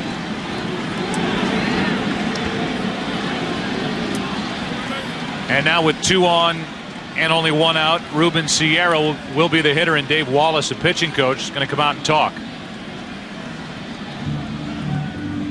Terry Francona was anxious to get to Timlin, anxious to get into his bullpen.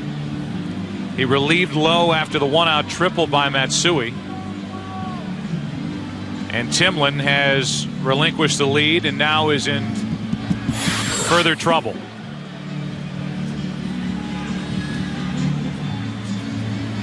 And that move of pulling Lowe in this 6th inning will be second guessed, you can bet. Everything else that Francona has done to this point has been. And taking Lowe out the way he had pitched, I think caught the fans by surprise here. Timlin came charging out of the bullpen and has given up the lead.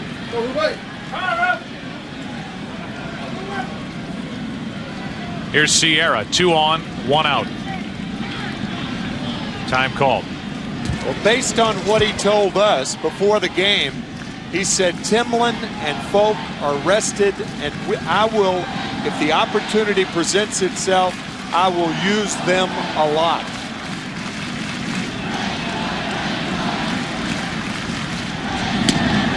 A strike to Sierra. But bringing Timlin in here in the 6th inning, his a lot, could potentially maybe get the Red Sox through the 7th. You're still looking at a long night for your bullpen, with only 2 of the arms really rested down there. Embry had a rough night last night. With 2 on, 1 out, the 0-1. Sierra takes it in the dirt. Williams goes to third. Throw down. Out. Joe Torre will argue, and I don't blame him. He comes out to argue with Randy Marsh, and I'll be anxious to get another look at that play. 2 out in the inning. Well, the Yankees got a break last night in the 1st inning when Manny Ramirez proved to be safe at third base. And now this throw actually beats the runner, but it looks like Bernie Williams trying to hook into the bag. No, he wasn't hooking. He never got there. Williams never got to the bag, and it looked like the tag by Miller got the right foot. Yep. That was a good call by third base umpire Randy Marsh. And what a good play by Billy Miller, just sticking his nose in there.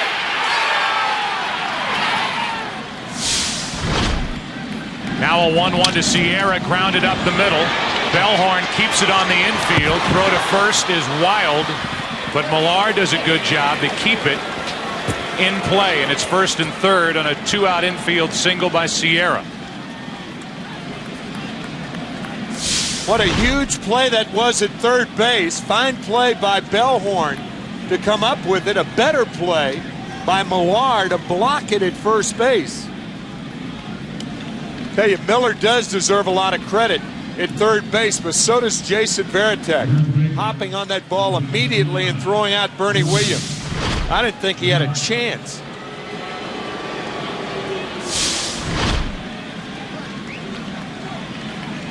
The left leg, the foot by Miller was guarding the third base bag, and Bernie Williams never got there. Now it's first and third, 2 out, and Tony Clark, who's 1 for 2 tonight, could put New York back on top with a hit.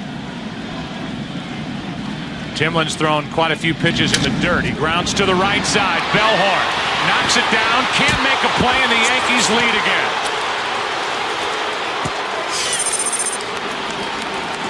It's a 2-run 6th inning and a 4-3 Yankee lead. And there's Tony Clark getting the start, putting the ball in play, and putting New York back in front. And this crowd is chanting Pokey for Pokey Reese. Bellhorn went to his right. Pokey wouldn't have made that play. He might have made that play going to his left. Ball off the heel of the glove. It's an RBI base hit for Tony Clark.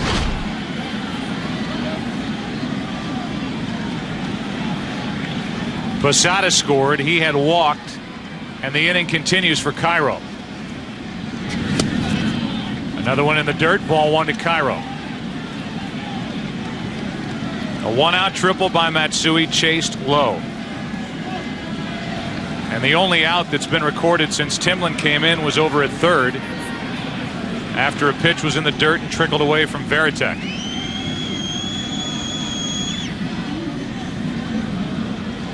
And he's done exactly what Mike Timlin has done in his career, get ground balls. They're seeing eyes on these ground balls here. He's doing exactly what a sinker ball pitcher does. Tanyan Sturtz, it appears, will take over for New York in the bottom of the 6th.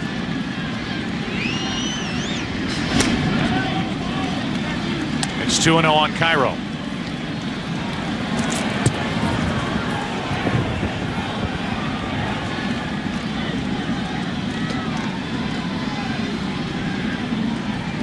Cairo tonight 0 for 1 with a sacrifice and a ground out. Trying to add to the Yankee lead.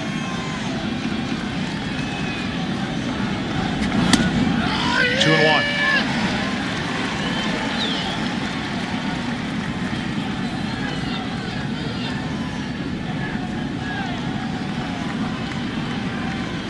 Torrey wants to go ahead.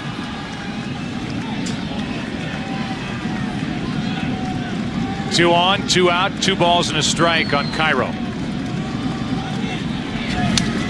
2-2.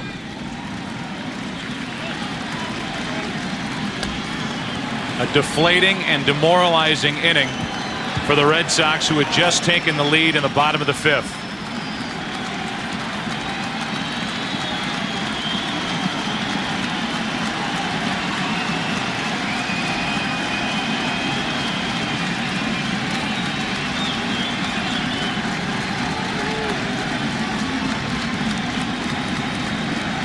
Cairo with 2 out, grounds it foul.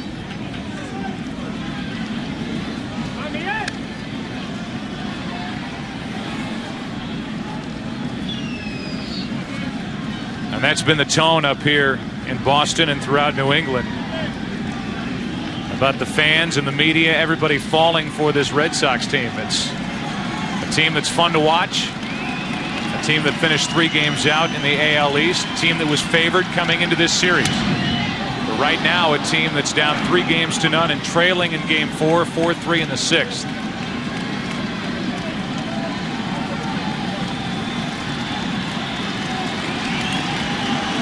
Runners will go on a 3-2 delivery from Timlin.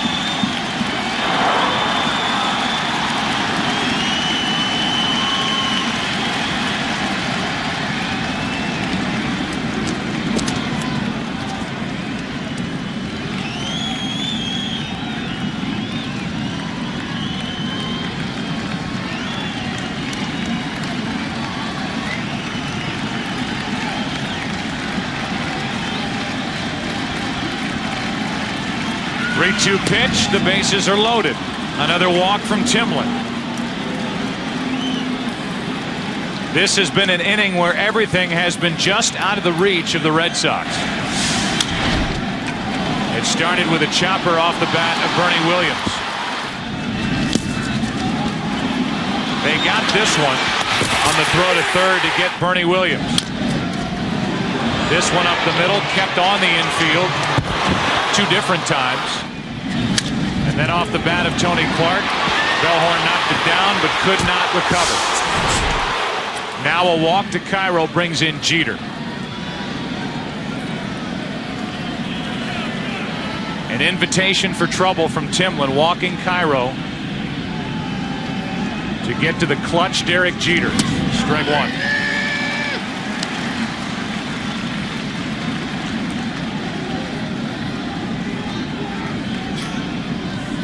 Only 3 hits in 14 at-bats in this ALCS for Jeter.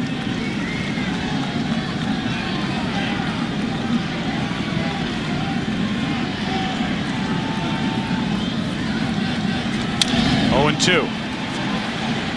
And has not done well against Mike Timlin. That hard sinker borne in on Jeter. It's a good combination for Timlin.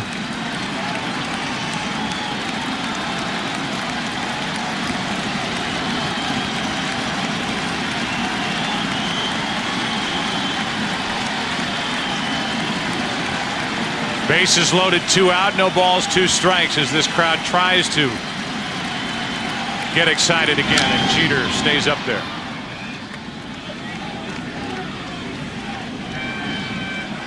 I know the managers look at statistics and they look at matchups, but during the course of a game, especially in the playoffs, I think part of the game has to be managed or directed looking at the flow of the game and the feel of the game. And some of those regular season statistics with a guy like Derek Jeter and Timlin at times may not apply. Bases loaded, 2 out, no balls, 2 strikes on Jeter. That's just wide. Ball 1.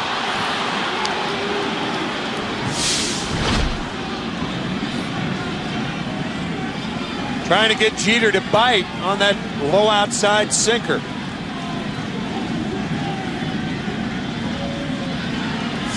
Another one oh so close for the Red Sox in this 6th.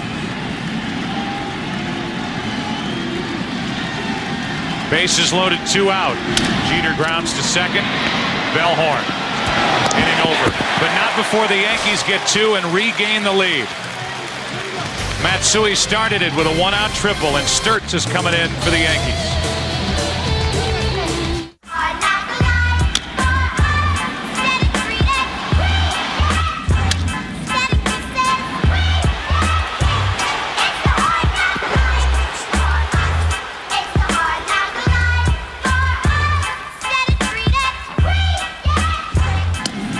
Ball 1 down and in as we work now in the bottom of the 6th inning.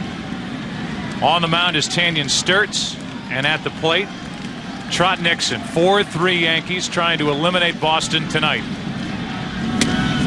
It's 2-0.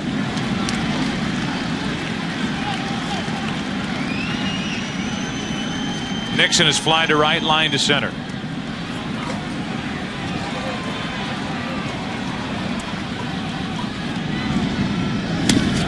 Two balls and a strike. I understand that second guessing is part of the game. It's part of the game with managers, pitchers, pitch selection, hitters, base running, fielding, everything. It's part of baseball.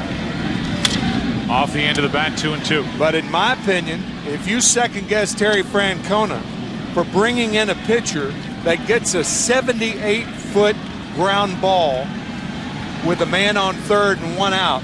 It's unfair and wrong.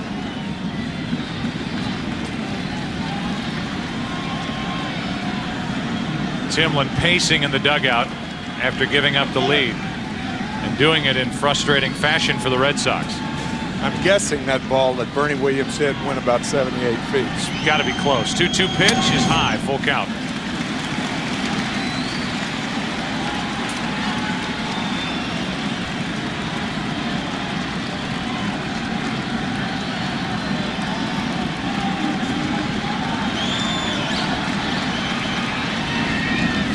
Nixon pops it up left side. Jeter, Matsui, and it's Matsui for out number one.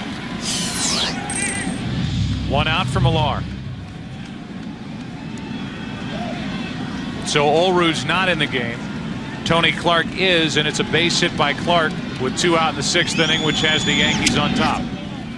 That's the way it's gone with the Yankees under Joe Torre.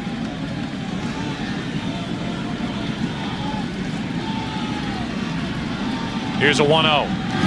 Millar pops it straight up behind home plate. Posada will give it a look. It's out of his reach and out of play. 1 ball, 1 strike.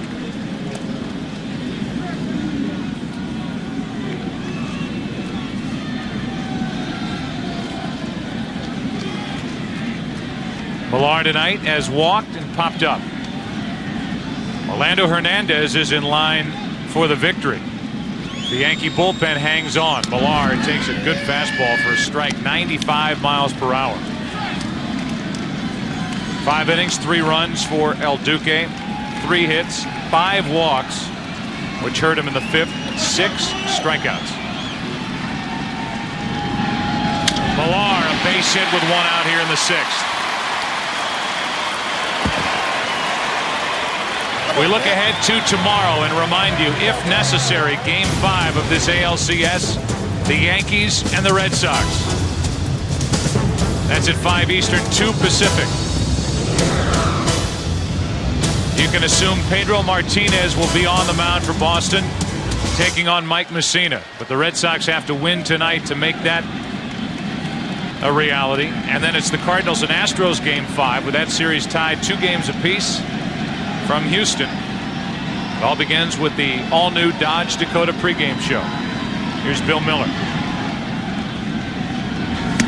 Ball 1.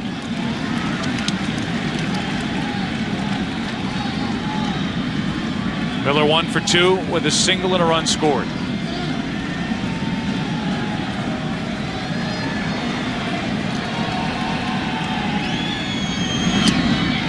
The clock is ticking. In more ways than one, you take on this Yankee team, and the obvious is that Joe Torre has Mariano Rivera ready for more than an inning if need be. The Red Sox needing to get something done in this 6th or in the 7th. They trail by 1. Miller grounds foul.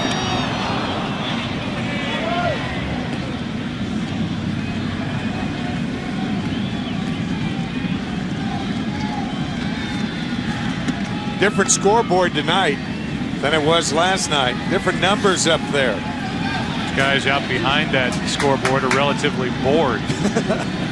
It's like a shutout.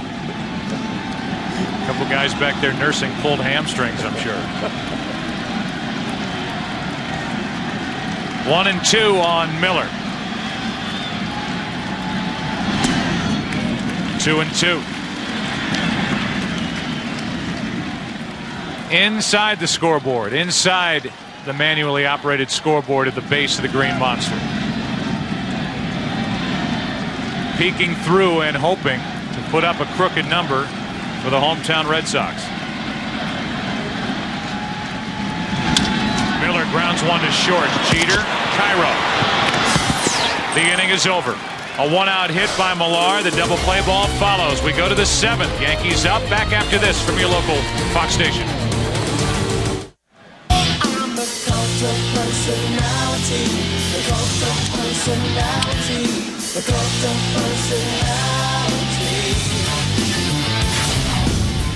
Joe Torre saying he has seen an extra little spark in the eye of Alex Rodriguez during the playoffs. He has come alive, unlike at any other stretch in his first year with the Yankees.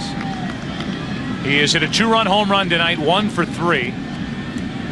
In this series now 7 out of 17. With 2 homers, 5 RBIs. Leading off in the 7th. And the count's 2-0.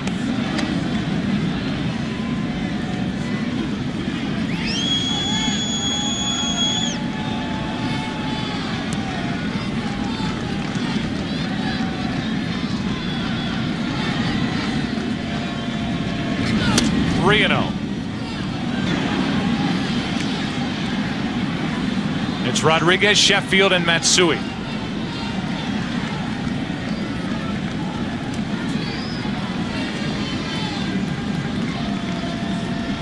The count from Timlin and a 4-pitch walk.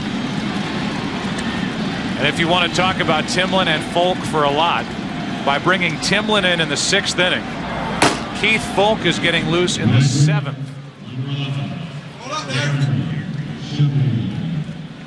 Here's Gary Sheffield. I think your point about Mariano Rivera coming in the 8th and perhaps working 2 innings tonight is one of the reasons that Terry Francona is treating the 7th inning like the 9th inning. And against the heart of the Yankee lineup.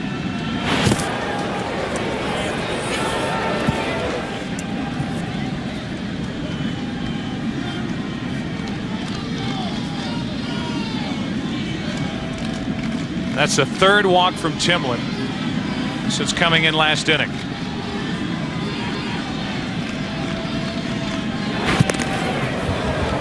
And if these throw overs are called from the bench, Al Leiter, they're obviously trying to buy more time for Folk to get ready out in the bullpen.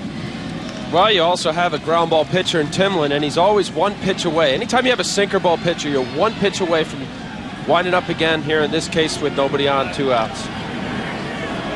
And with the matchup of the way Timlin can bore sinkers in on the righties, these right-handed hitters, particularly A-Rod, Sheffield, Jeter, you got to bust him in on the hands. As quick as Sheffield is spinning on a fastball, you can still get it in on him. That is 5 straight that have missed from Timlin. And now Varitek's going to go out and talk. Trying to get Folk ready to come in here in the 7th inning.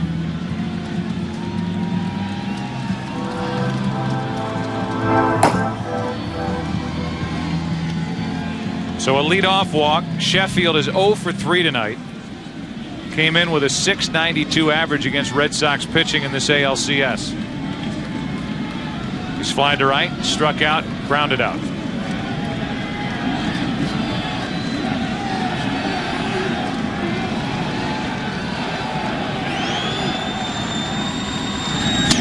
That ties up Sheffield. 93 miles per hour from Timlin. 1 ball, 1 strike. The sinker in on his hands. You see it just ties him up. Gary's as good as any hitter in baseball to pull his hands in, and he never shortens his swing.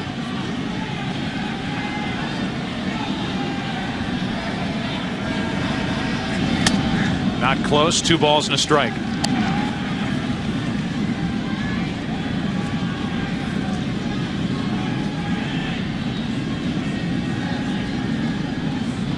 It's only a 1-run lead for the Yankees.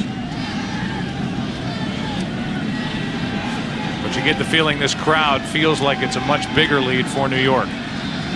3-0, up by a run here in the 7th. Sheffield reaching for it, 2-2. Well, the Red Sox just cannot allow the Yankees to score again. They only have 3 outs with which to work against Tanyan Sturtz or others from the bullpen before they have to cope with Mariano Rivera.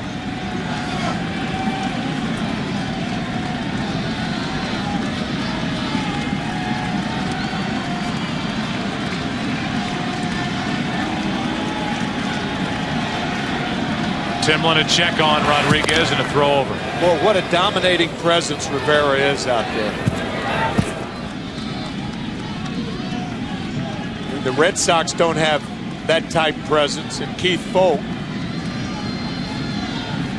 Everything spins around that right-hander in the last 2 innings of a ball game. That right-hander with a save in game 1 and a save in game 2. Not needed last night, so Rivera has had rest and hasn't worked since Wednesday. As we play here on a Sunday night. 2 balls, 2 strikes. 1 on, nobody out. And a pop-up behind the plate. Varitek has a play. 1 on, 1 out. Top of the hour, 11 o'clock straight up here at Fenway Park. Along with our producer Pete Macheska, our director Bill Webb, Joe Buck, Al Leiter, Tim McCarver with you, and our game summary is brought to you by Nissan. Hernandez went 5. Allowed only 3 hits, but 3 runs. Lowe, 5 1/3, relieved by Timlin. Matsui, more extra base hits tonight. And Mike Timlin was surprised to see Francona come get him. Keith Folk, the closer for the Red Sox, is coming on here in the 7th.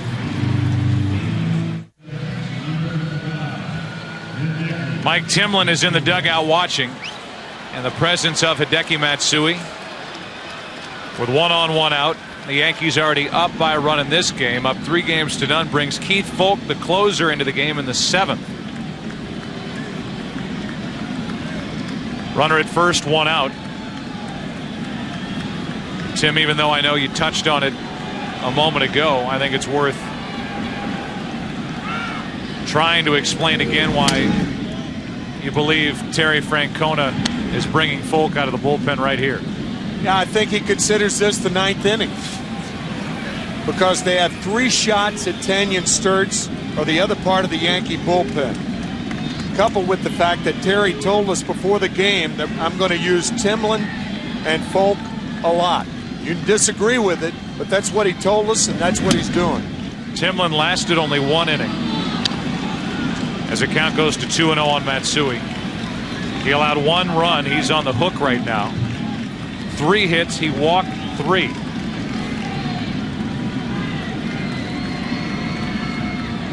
Derek Lowe, the starter, got into the 6th. Was yanked after a 1-out triple by Matsui. And Hideki Matsui is sitting on a 2-0 pitch. 2-1.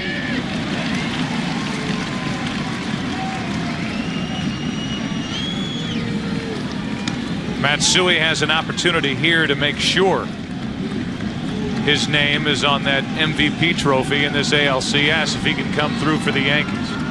Drove in 5 runs in game 1. Last night was 5 for 6 with 5 RBIs, 2 doubles, 2 homers, and tonight a triple and a double. I know.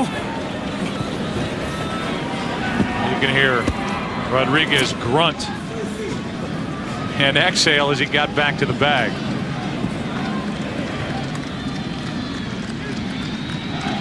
Deadly quiet is Fenway Park.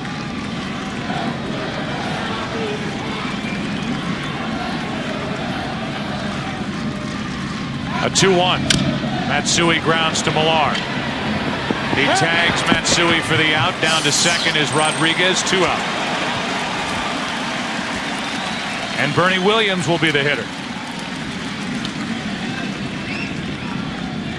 If you want to talk stats, the last 14 appearances for Folk against the Yankees, regular season and postseason. He's 3-1, 5 for 5 in save chances against New York with an ERA of 1.06 and no home runs allowed in his last 14 appearances. The Red Sox need him to keep it 4-3 in the 7th.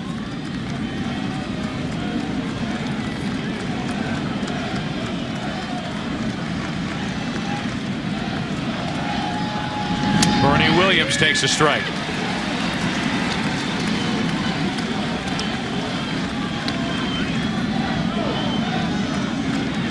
The Red Sox in the bottom of the 7th will have the 9 1-2 hitters.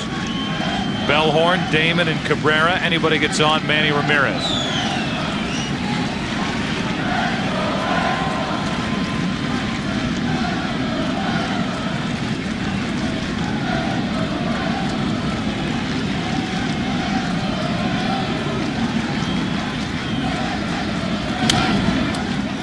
Williams fouls it back here and literally right into my lap.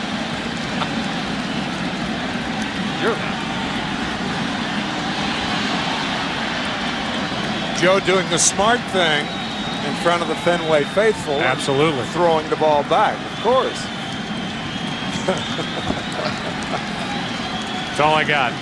Yeah, I said my lap. It was kind of in between the two of us. He's had a glove. No balls, 2 strikes on Bernie Williams. Runner at second, 2 out. Folk trying to close the door on the 7th. Just missed. Ball 1. Fastball inside. A little down. Varitek doing all he could to try to pull it back in. Bernie Williams trying to add to the Yankee lead. Just got a piece. That's a ball that Folk wanted Williams to put in play and not foul back. You make that good a pitch with that much deception, you want the hitter to put it in play. Good job by Williams to foul it back.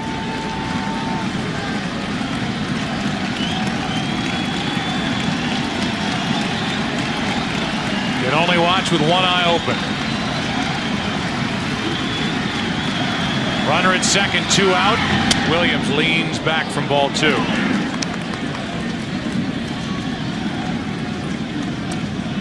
Bernie again, the forgotten guy with his group, the heart of this order.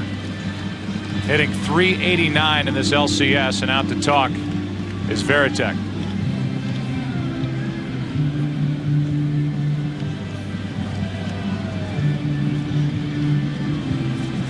Bullpen quiet for Boston, bullpen quiet for the Yankees.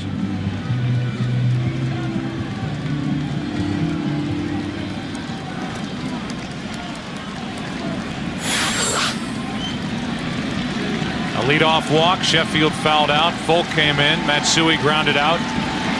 Now a 2-2 to Williams. Off the fists and back and out of play.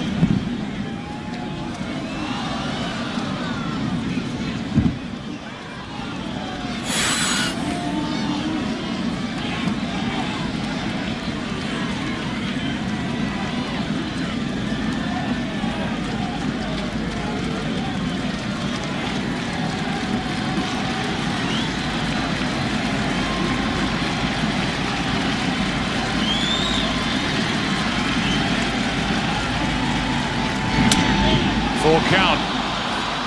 On deck, Posada.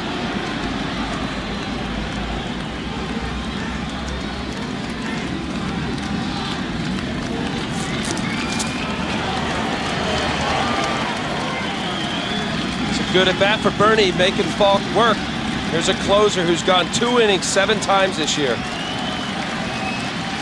Not more than 2 all year. Pitching in the 7th. And this game has come to a standstill as Williams steps out. His sequence prior to those 3 fastballs in a row was a changeup, fastball, changeup, fastball. Set him up for a changeup. And Bernie Williams just got a piece of that changeup. Still 3-2. And again, Varitek wants to make sure as he goes out to talk.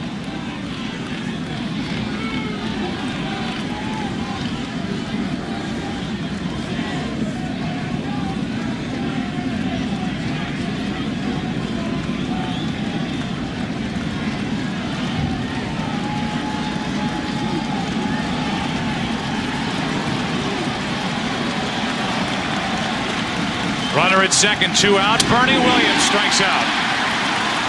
And it's still 4-3 New York.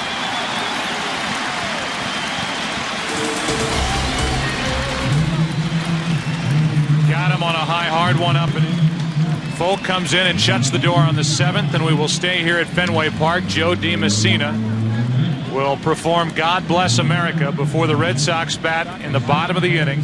Bellhorn, Damon, and Cabrera coming up. Currently stationed across the globe, we welcome multi-platinum recording artist Joe DiMessina, who will lead us in this evening's presentation of God Bless America, to be followed by our Fenway Park organist, to play Take Me Out to the Ball Game. God bless America, land that I love. Stand beside her and guide her through the night from a light from above, from the mountains to the prairies, to the ocean wide with foam. God bless America, my home sweet home.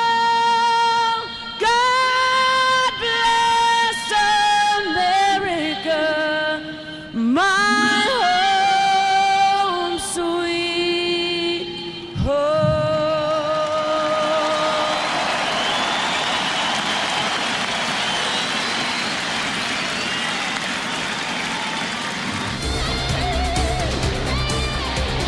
The skyline of Boston, Massachusetts. And the Red Sox faithful hoping they can get something done against this Yankee bullpen. Sturts faced only 3 in the 6th inning. Gordon is getting loose, and ball 1 inside to Bellhorn.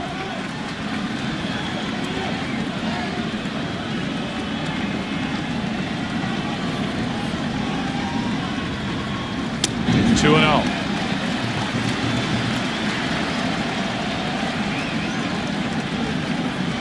Bellhorn, even with all those strikeouts during the regular season, hit .264. 1 out of 13 in this series, trying to scratch his way on. 2-1. Top of the order will follow Johnny Damon and then Cabrera, with Manny Ramirez due up 4th in this 7th.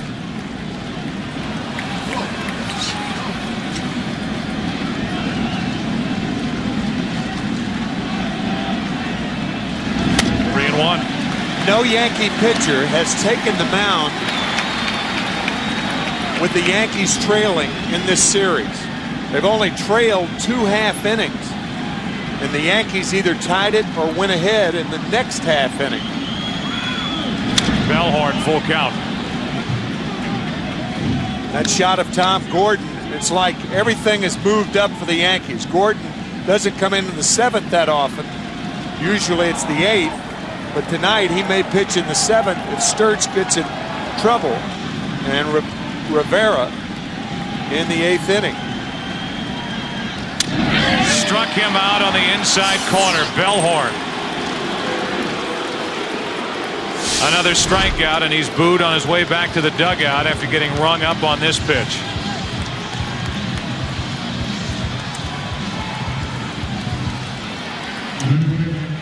First strikeout for Sturts, and now Johnny Damon. That pitch could have gone either way. That was a very close pitch, and the Yankees once again got the call. They're getting the hits and the calls against the Red Sox, and a lot of the breaks on choppers and balls just out of the reach of fielders. Damon grounds back to Sturts, and Johnny Damon just can't get it together. 0 for 4 tonight, 1 out of 17 in this series. Tomorrow, ALCS Game 5 if necessary. Yankees and Red Sox, Pedro and Messina.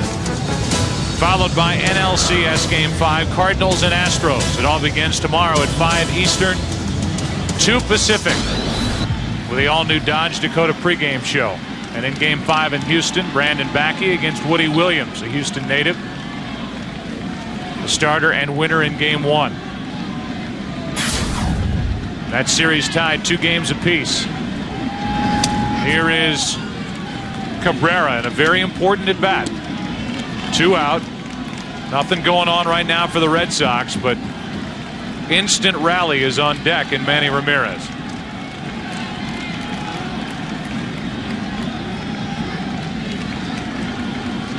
A 1-0. Cabrera into right center field. That ball, Bernie Williams with a sliding catch to end the inning. That sends this game into the 8th. It's game 4. Yankees up 3-0. And tonight, leading 4-3.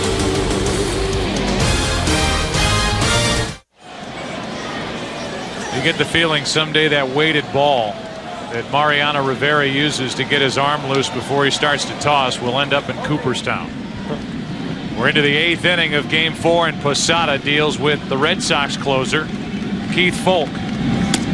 Ball 1 low and away. I don't know if the weighted ball will, but its holder will. Mariano Rivera is getting loose as game 4 is in the 8th inning. And again, with that piece of the puzzle coming together, it makes it all the more understandable part of Terry Francona to treat the last 2 innings like it's the 8th and 9th rather than the 6th and 7th, because Rivera was available and is available for 2 innings tonight. 2-1 on Posada.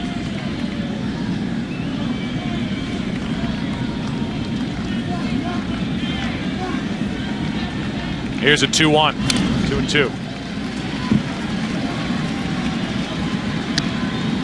Posada drew a walk after the pitching change with Timlin in the game in the 6th, and he scored the go-ahead run on the 2-out RBI infield hit by Tony Clark. The 2-2. Full count.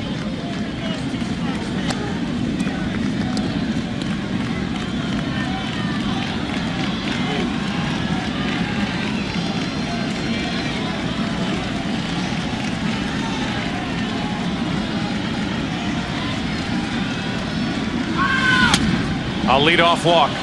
Let's go down to Chris Myers. Joe, the chill in the air, and not just what Red Sox fans are feeling. The temperature has dipped into the low 40s down on the field. I noticed when the Red Sox were batting, a number of their players were going back into the tunnel, getting near the heater. In fact, Curt Schilling was really one of the few Red Sox players that was vocal and cheering. And meanwhile, on the Yankee bench, A-Rod, Jeter, very vocal, very attentive. Maybe the difference between 3-0 and 0-3, or the difference between being a Yankee or a Red Sox. Here's Ruben Sierra. Right now 42 degrees. Sierra grounds 1 to second. Bellhorn, 1 out. The return throw not in time. 4-6 on the force out. Bellhorn to Cabrera.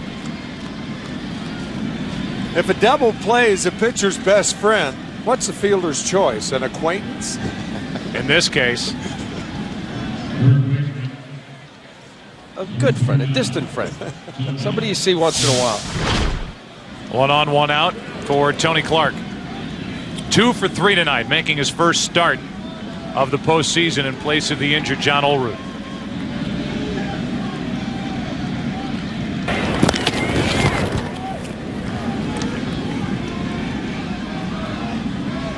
Yankees led 2-0 in the 3rd on a home run by Alex Rodriguez. The Red Sox went out in front with 3 in the 5th and led for 16 minutes. They've led in this ALCS for a total of 23 minutes. The Yankees came back with 2 in the 6th. They still lead at 4-3 in the 8th.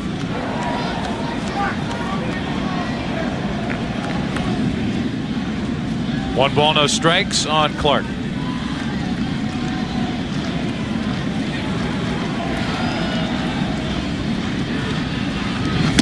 On the outside corner, 1-1. Reason Mariano Rivera is getting loose, not only does he have the extra rest, but the save might come in the bottom of this 8th inning with Manny Ramirez, David Ortiz, and Jason Varitek coming up. The 3, 4, and 5 hitters for Boston in what is right now a 1-run game. 2-1 on Clark.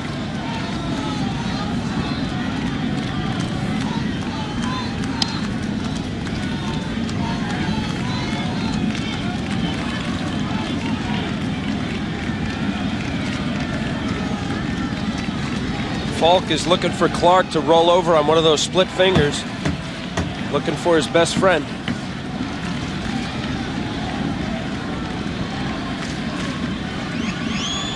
Falk took over in the 7th, working in the 8th.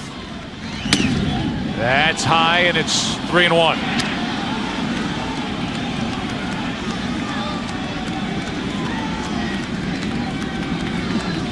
Cairo, the number 9 hitter, is next.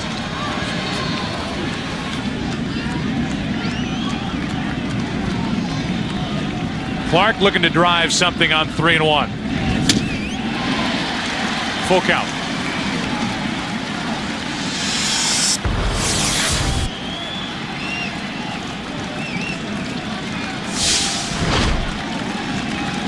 It's a high fastball, same pitch. The umpire called the ball the previous pitch.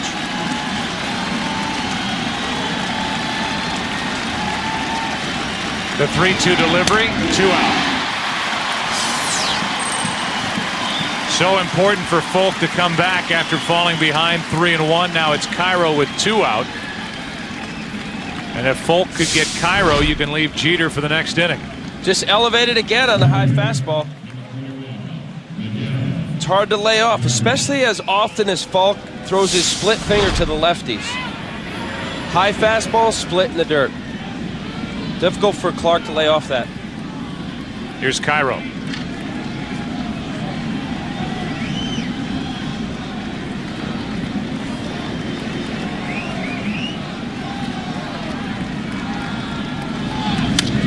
Strike 1. Posada walked to start the inning. Sierra reached on a force out at second. Clark struck out. And Cairo, who is 2 for 11 in this series, is at the plate.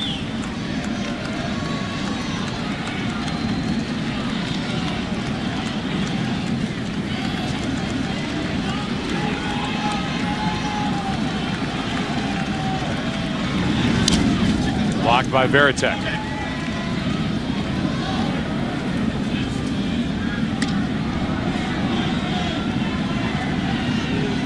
Talk about no teams coming back to win a best-of-7 game series down 3-0 in baseball postseason history. Only 2 teams have forced as many as 6 games.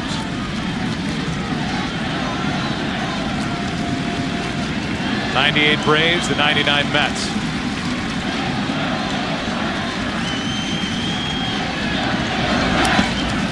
Bounced way in front of the plate, 2-1.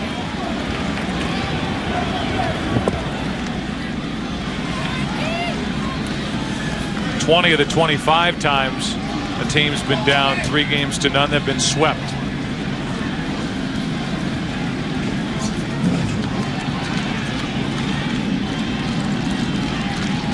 The Yankees in search of their 40th pennant.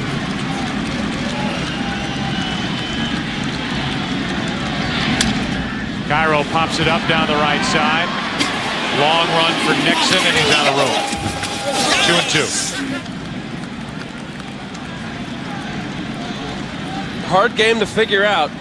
Last night the balls were pounded off the wall and guys' arms are tired and swinging so much, and today, if it holds up, potentially the winning run was a ball that was 78 feet, did you say, Tim? Couldn't blacken your eye? About that. Crowd comes alive on a 2-2 count with Cairo at the plate.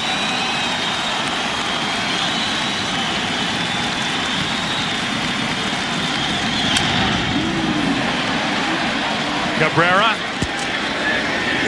That'll send this game into the bottom of the 8th. Heart of the order coming up for the Red Sox, and that includes David Ortiz.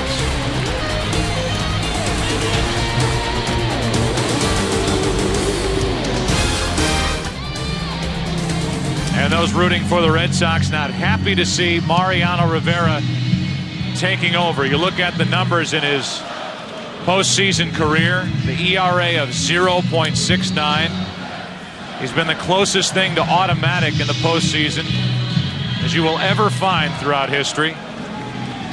And since 1996, he has 26 saves in the postseason of more than 1 inning. They'll ask for 2 innings tonight, and it's Ramirez first up for Boston. To help further explain that particular item, 26 saves of more than 1 inning. During that span, since '96, All other relievers have had saves of more than 1 inning 7 times. We saw the 124 at-bats against him in LCS play, not 1 home run. Ramirez takes the ball.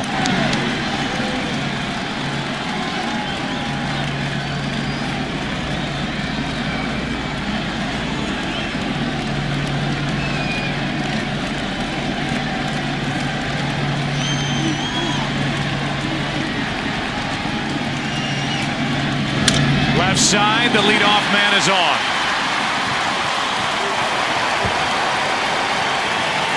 That'll bring in David Ortiz. Tying run aboard here in the 8th. Manny got a fastball in the heart of the plate and grounds it to left field to lead it off for the Red Sox. Ramirez now 2 for 2 in this LCS against Rivera. Ortiz, his last at bat, produced a 2-out, 2-run single to give Boston a 3-2 lead. That was in the 5th.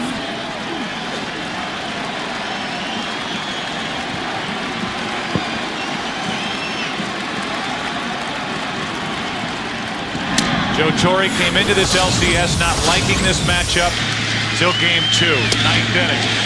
A 3-pitch at bat. It ended with a strikeout.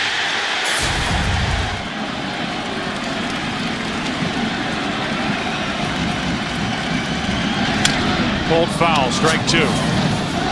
Joe Torre telling us that on that 3rd pitch to Ortiz in game 2, that Rivera put it in a box slightly bigger than the baseball, exactly where he wanted it. Got him out, up and in.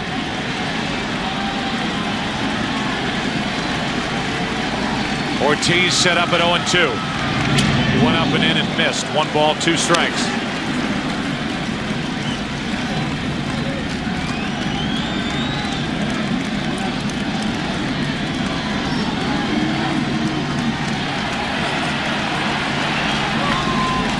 Red Sox facing elimination here in the 8th inning. Ortiz strikes out.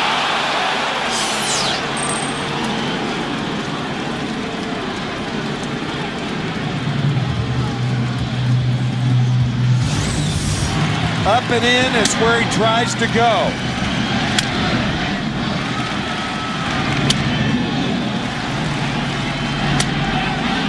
Check swing, gets it. Now it's Veritek.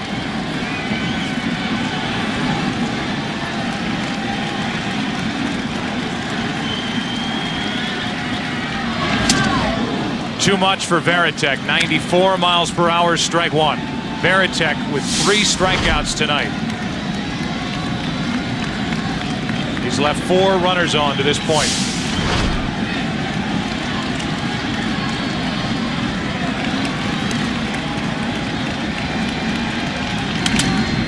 Oh, and 2.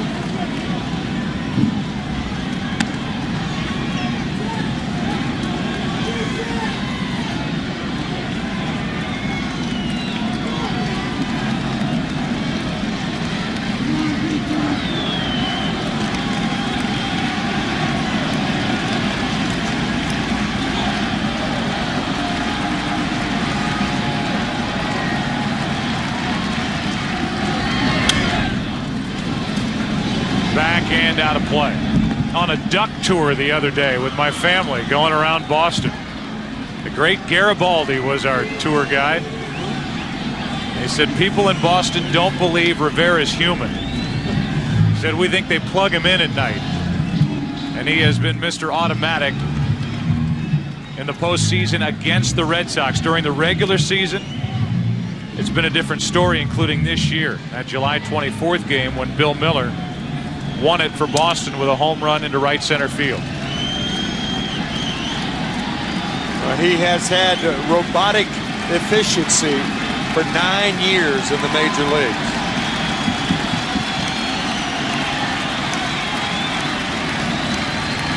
The 0-2. Varitek with a chopper. The big body of Tony Clark up to get it and to the bag for the out. Down to second is Ramirez, 2 out in the 8th. Tony Clark is 6'8" and used every bit of it right there to get the ground ball from Varitek and touch the bag. Varitek trying to do all he could to get down the line, came up short, and now it's Nixon. 0 for 3 tonight. Trot Nixon hit 3 home runs against Yankee pitching in last year's ALCS. He has 1 this year. Just a hit would tie this game. The outfield awfully deep for the Yankees. Ball 1. And again, you flash back to the 2001 World Series. The broken bat base hit by Luis Gonzalez of the Arizona Diamondbacks. It's almost like with Rivera out there, you play the outfield differently. You don't play them deep. You play them shallow. 2-0 with Millar on deck. And I know the baseball book says you've got to play a double's depth here. You've got to play him deep, respect the power. But he throws so many broken bat flares in the outfield that you almost want to go against conventional wisdom.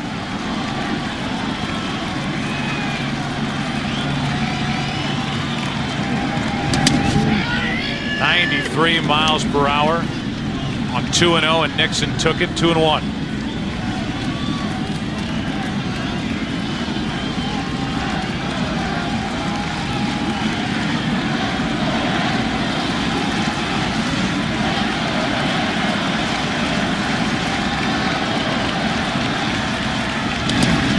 Just missed. 3-1. Kevin Millar, who feasts on fastballs, is on deck. That cut fastball from Mariano Rivera, a little different. What's Nixon going to get on 3-1? Trying to tie it for Boston. Instead, he chops it to first. A race to the bag. Rivera's there, and Mariano Rivera pitches around a leadoff hit by Ramirez, and the Yankees are 3 defensive outs away from heading to the World Series. Into the 9th.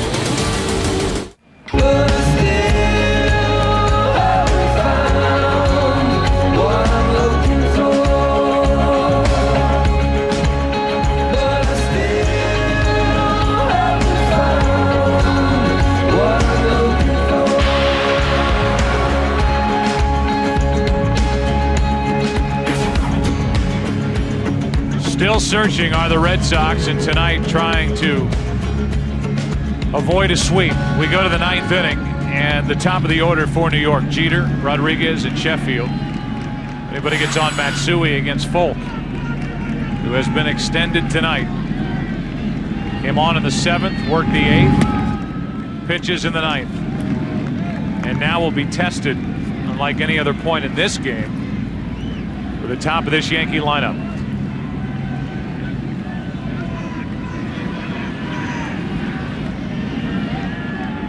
Folk to this point has done his job. He's kept it a 1-run game. 1 ball, 1 strike on Jeter. The last time Folk has had a 3-inning appearance was in the 03 Division Series while pitching for Oakland against the Red Sox. Folk is one of the guys that the Red Sox went out and added to this team. The other major addition after they missed on Alex Rodriguez was Curt Schilling. They went out and got the guy that the Yankees couldn't handle in the 2001 World Series while pitching for Arizona. He had a great regular season. He had a win in the division series, but the ankle, a big reason why in game 1 of this ALCS he wasn't effective, lasted only 3 innings. And that may be it for Schilling, as these Red Sox trying to force a game 5 tomorrow night with Pedro Martinez scheduled to pitch. But right now we're in the 9th inning, and the Yankees clinging to a 1-run lead.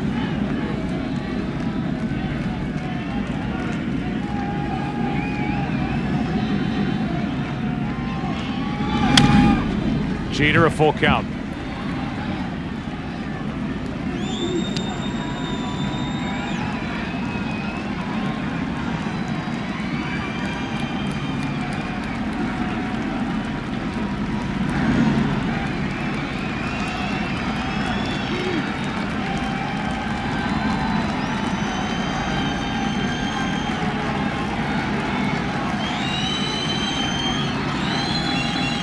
Here's a 3-2 to Jeter. It's a leadoff walk.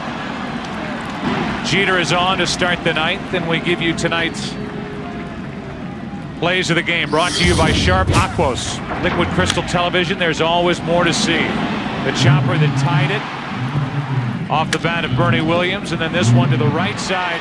Bellhorn knocked it down. Couldn't make a play. That drove home Posada. The hit off the bat of Tony Clark. Of all the Yankees in this lineup, and that made it 4-3. It's still 4-3. Alex Rodriguez now. A ball inside.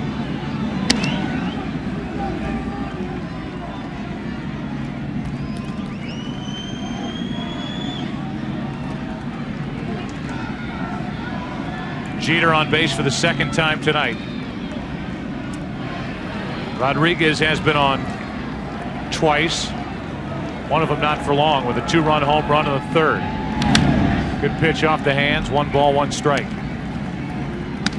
Amazing, an injury gets Tony Clark in there. An injury to Olerud potentially could have the game-winning hit, putting the Yankees in the World Series.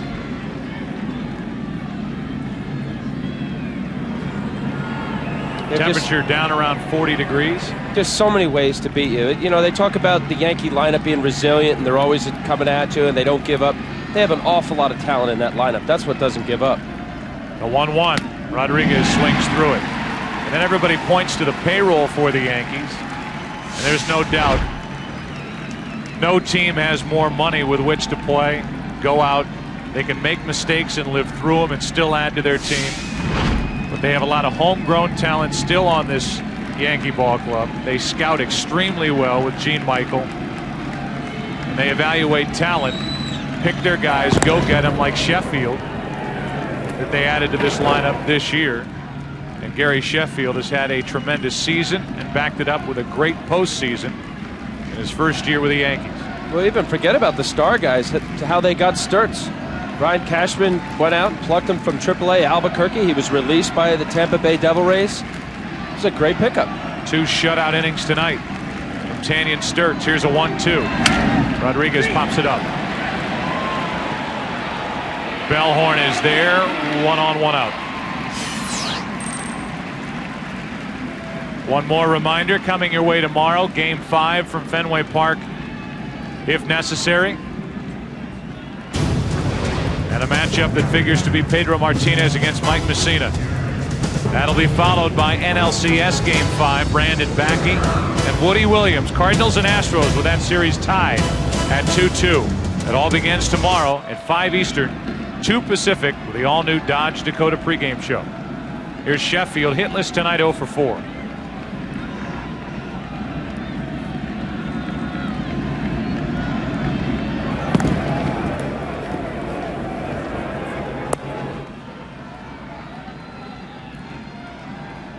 The left-handed swinging Matsui on deck. Nobody even up in the bullpen for the Red Sox. No Embry, no nobody. Terry Francona is going to go down the line with Folk. He's either going to keep this game within reach, or the Yankees will blow it open with a guy like Rivera pitching, and he will deal with a bottom 3 in the Red Sox lineup in the ninth.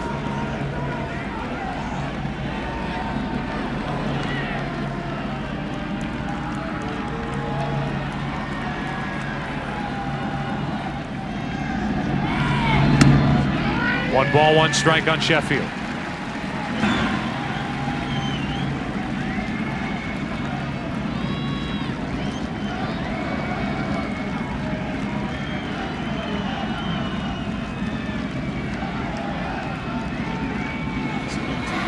Boston tonight, 3 runs on 5 hits.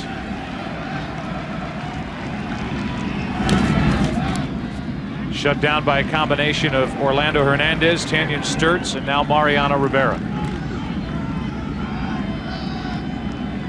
2-1 on Sheffield.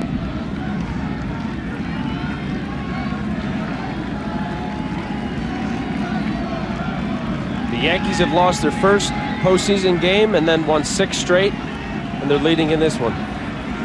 4-3 in the ninth. They almost had Jeter leaning. Folk almost picked the perfect time to throw over.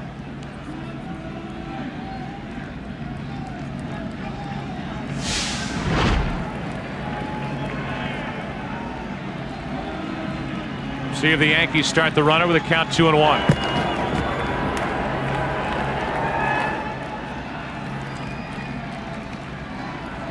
Keep him close, but Sheffield has actually hit Falk fairly well, and the lefty on deck, Matsui, having a great series, has not.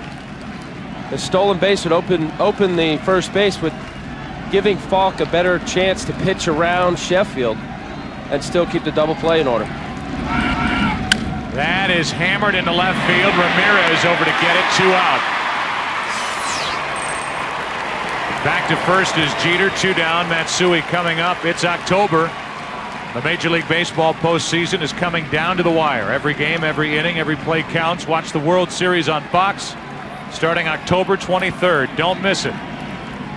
Yankees trying to assure themselves of a spot in that World Series here tonight.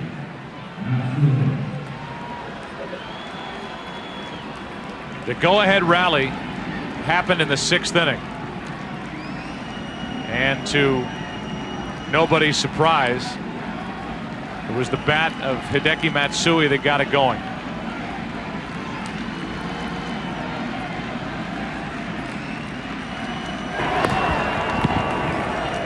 Matsui with 1 out hit a triple into right center field to chase Derek Lowe. Timlin came in, gave up the lead, then an extra run. No scoring since that top of the 6th.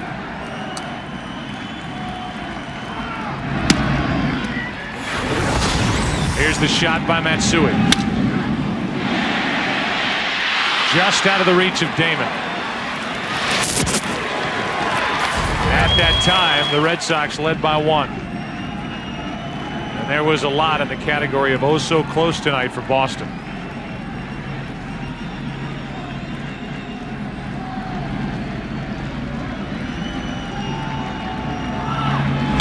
Matsui off the end of the bat, 0-2.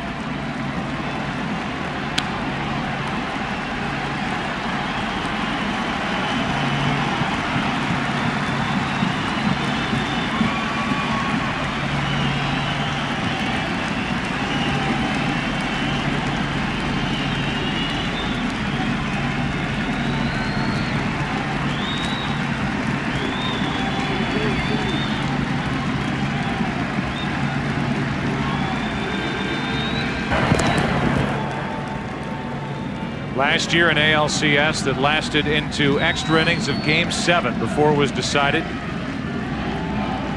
rematch this year with the Boston Red Sox, considered by many the favorite team, could end in 4. The 0-2. Ball 1.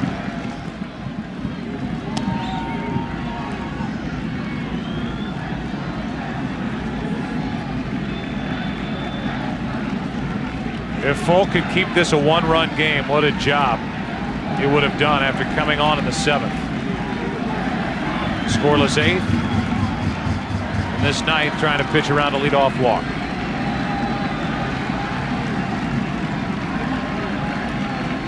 Pitching was not the problem today for the Red Sox.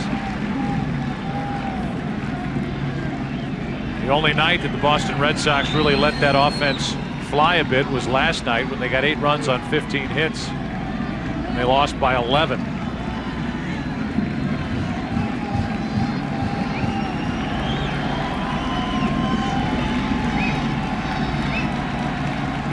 A 1-2, 2-2. Rivera will pitch to Millar, Miller, and Bellhorn. If anybody gets on, Johnny Damon in the bottom of this ninth.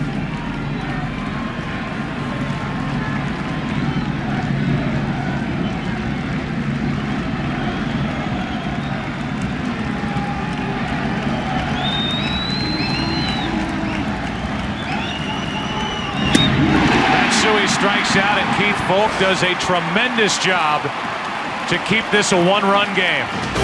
Rivera trying to get another save and send the Yankees into the World Series as we go to the bottom of the ninth.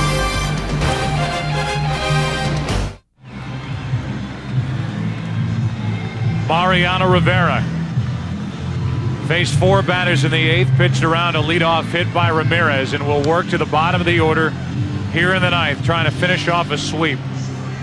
The Red Sox have led for 23 minutes in this series.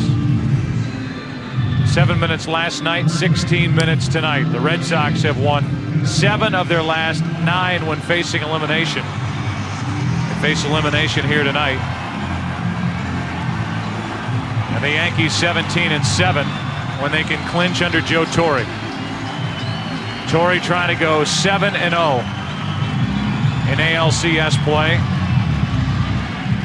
And you look at the numbers for Rivera. Since 2001, he's blown 7 save opportunities against the Red Sox.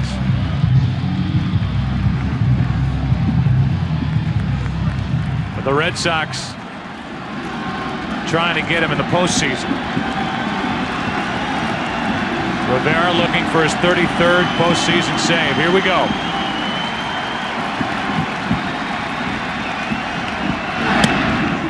Millar, ball 1.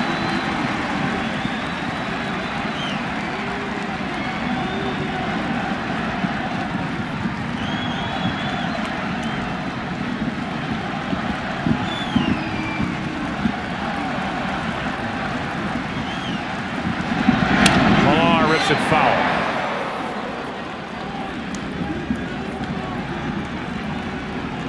Just turned midnight here at Fenway Park. 12 hours ago, JB was welcoming an NFL television audience out in Foxborough. 12 hours later, the Red Sox are 3 outs away from being swept.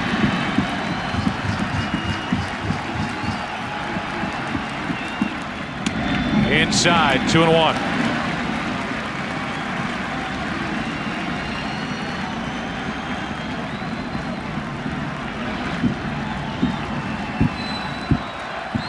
Rivera staying in on Millar with his cutter, just making sure that he's inner third off the plate.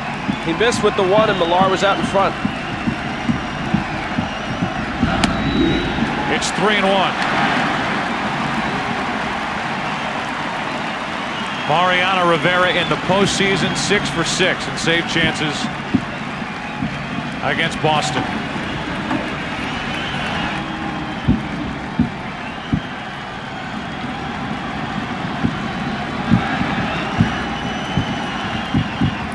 A leadoff walk, and there's life for the Red Sox.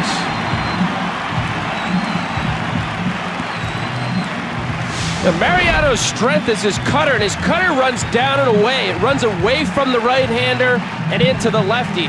This matchup of him pounding Millar inside, he does it well, of course, but it's not as good as him throwing his cutter on the outer half and letting it ride.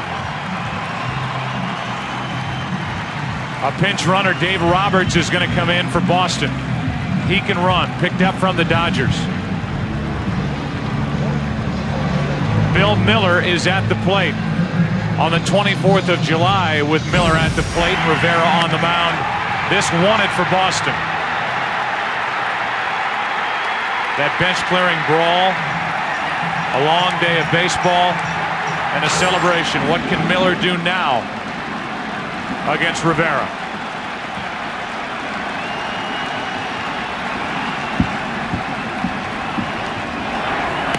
Roberts with a huge lead draws a throw.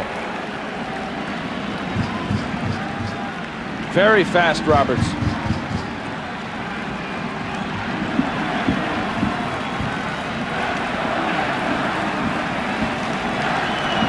With the Red Sox try and steal a base.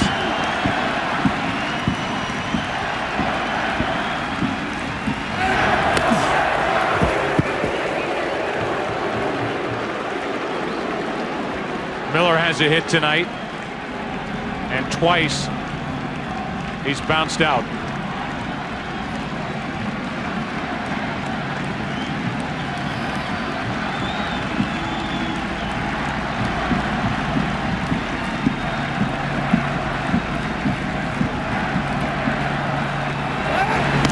That was close. He's going. You certainly got a lead big enough to go.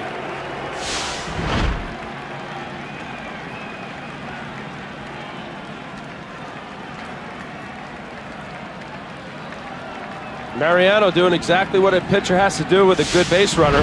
Vary your times, hold the ball, quicken your stride once in a while, just to offset the timing and tempo of the base runner. Miller still waiting for his first pitch. Roberts is going. Posada's throw. Roberts safe.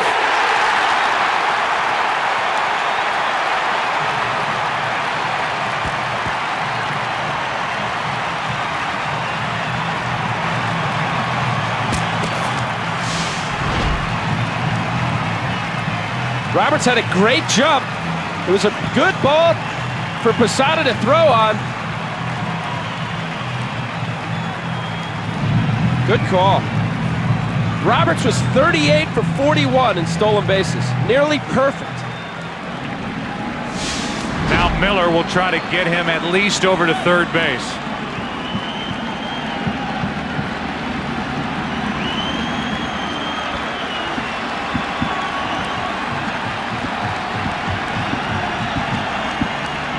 Showing bunt. Taking strike one. Two seldom used bench players could have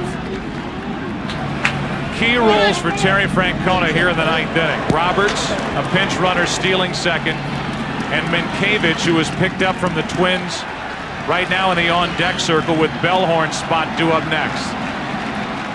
This season hanging on a bunt here.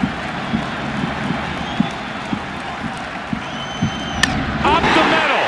Roberts will come to the plate. The throw by Williams. Bill Miller has tied it.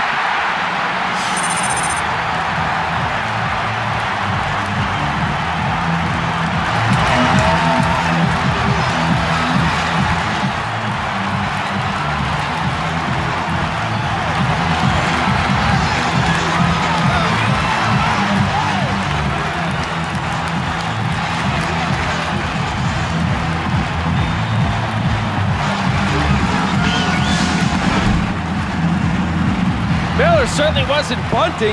Got a cutter out over the plate. I don't know whether Mariano thought maybe he was bunting. That was a middle cutter.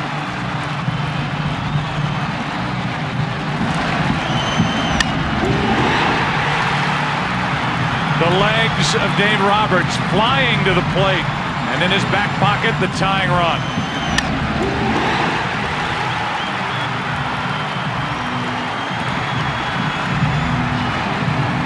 The first save chance blown by Rivera against the Red Sox in the postseason. Still nobody out, and Minkiewicz is the hitter.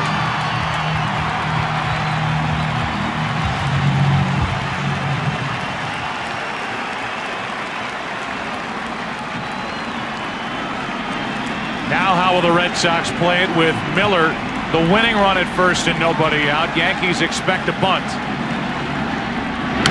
And the bunt to Rivera. Checks Miller, gets the out, and the Red Sox could be a hit away from forcing Game 5. Minkiewicz does his job.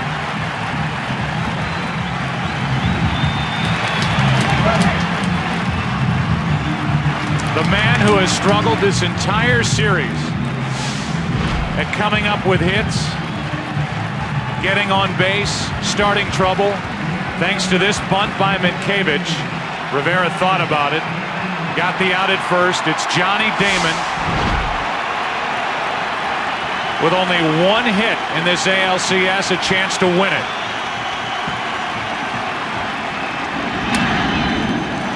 2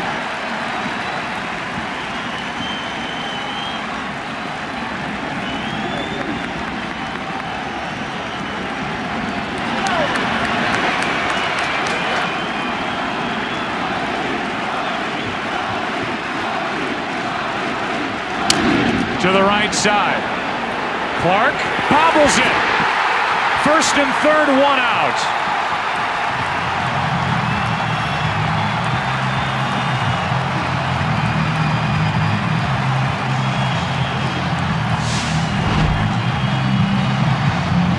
So cutter in on Damon's hand.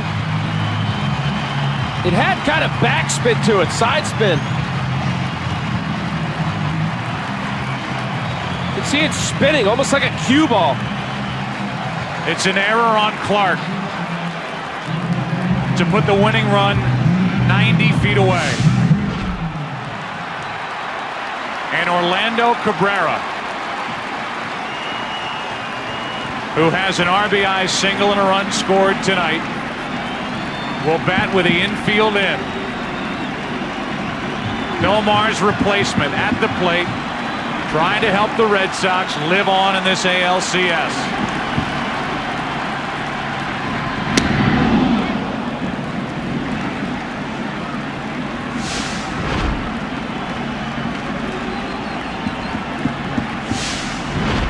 The infield is in. And Tim, just like the 2001 World Series, a lot of room between the infielders and the outfield. They're in, but there's a lot of green out there for Cabrera. Infield in, outfield in. 0-2. Rivera in, side. And Cabrera so anxious, swinging at a pitch that was unhittable and way out of the strike zone. Look for Rivera to go back up and in, or at least up.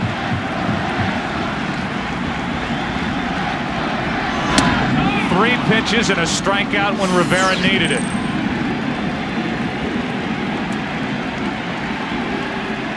The first pitch was the best pitch for Cabrera to hit.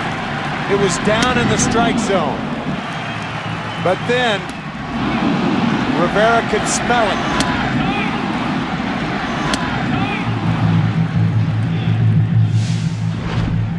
And now it's Manny Ramirez coming up. A man who drove home 130 runs during the regular season. And a guy who doesn't have one RBI in this ALCS, with a chance to win it for Boston.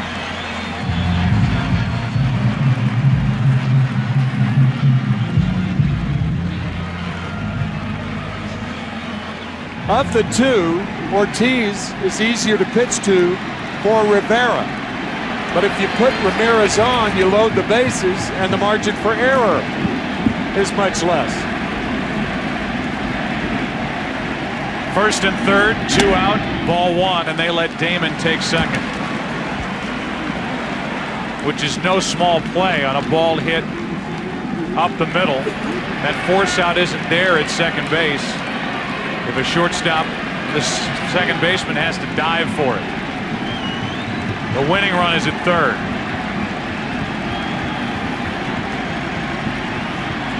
Manny Ramirez takes ball two.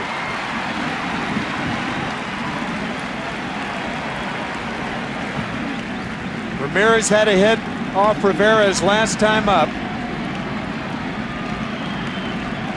And those first two pitches out of the strike zone. It looks as though Rivera wants to pitch to Ortiz. Ramirez 2 for his last 2 against Rivera. Ortiz 0 for his last 2. It's 3-0.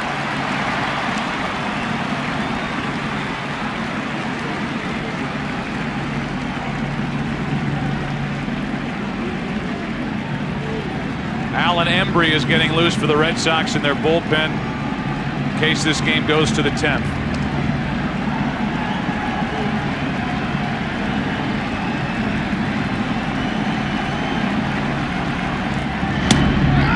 Threw a strike on 3-0, and Ramirez was up there to take.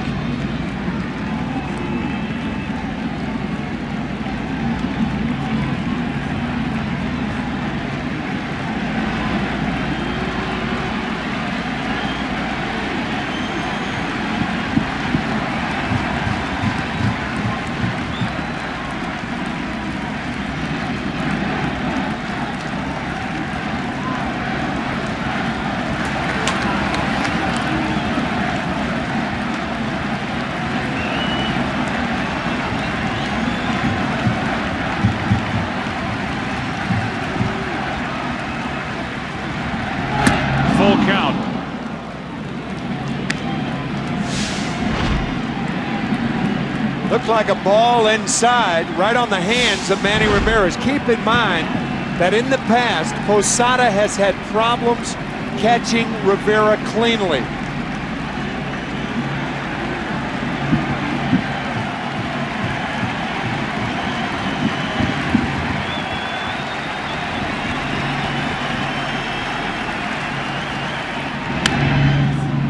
Still full.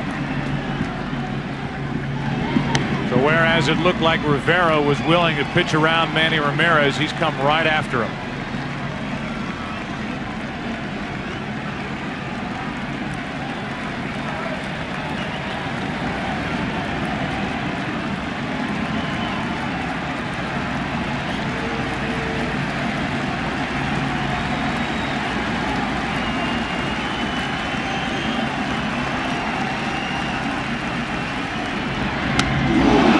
Bases loaded for David Ortiz. 2 walks, a hit, and an error in the inning.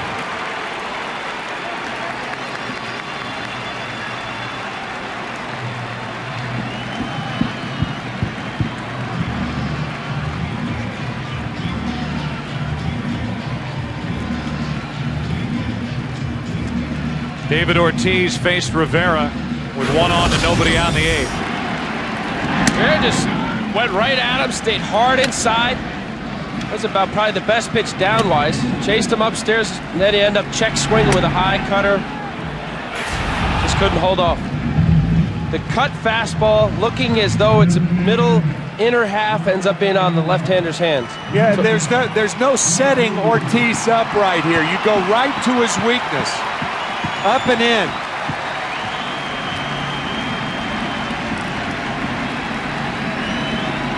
Ortiz could win it for Boston. That's foul.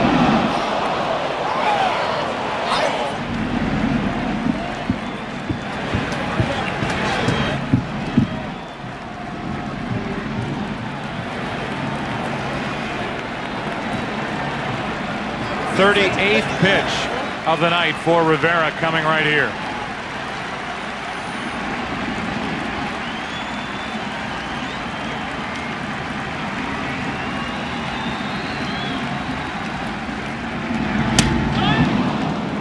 Oh, and 2. Up and in. Up.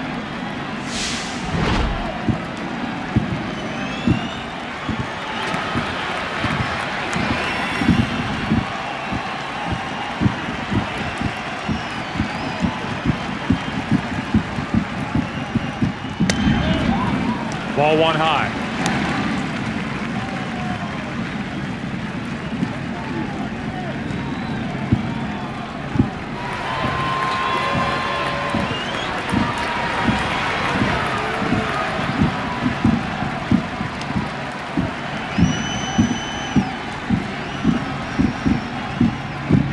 Ortiz is jammed. He pops it up, and Cairo waits for it. Into the 10th inning. The Red Sox rally, had a chance to win it, get the 1 run, and tie it at 4. Game 4. 10th inning rolls in. And so does Alan Embry out of the bullpen for the Red Sox.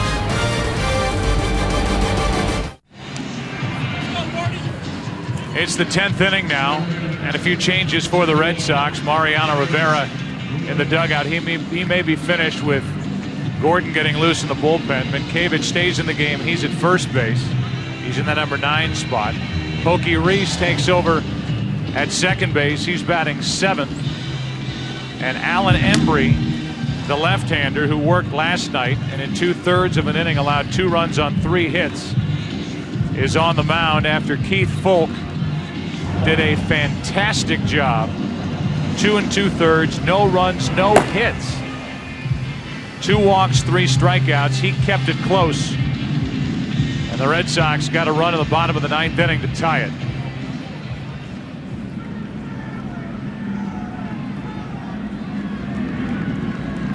This game is 4 hours old.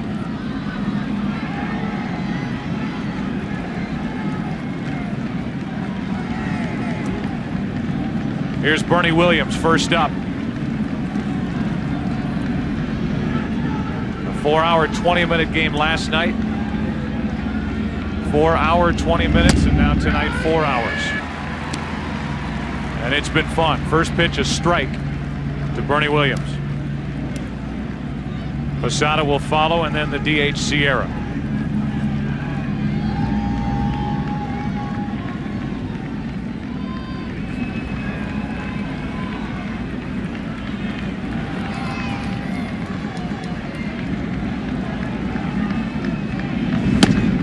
On the outside corner, 0-2.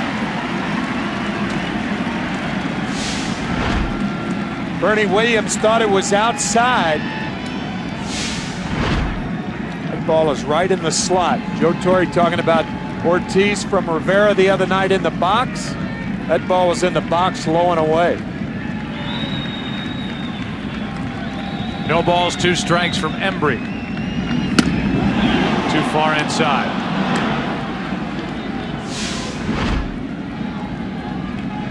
See Veritek setting up, and the pitch missed down.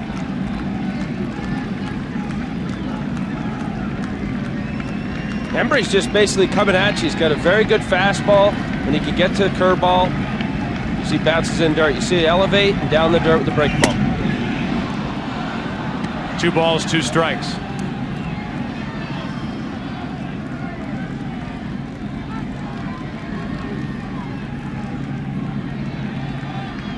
So Rivera seated in the dugout.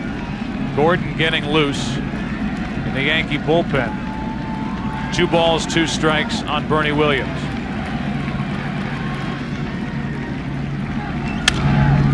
You wonder if the Yankees were to grab the lead again here in the 10th inning,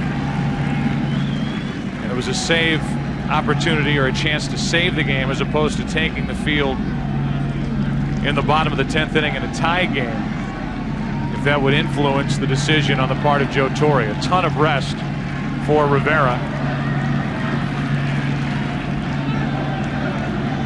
We'll wait and see. Here's a 2-2. And Bernie Williams is just trying to hang in there. That's an interesting point and an interesting situation that Rivera would put in if that were the case. After blowing a save, trying to save your own win. Well, I think the question is he available if the Red Sox were to win with 2 innings of 40 pitches? Is he available tomorrow? Here's a 2-2 to Williams leading off, and he shoots one into right field. Nixon stalks it, 1 out.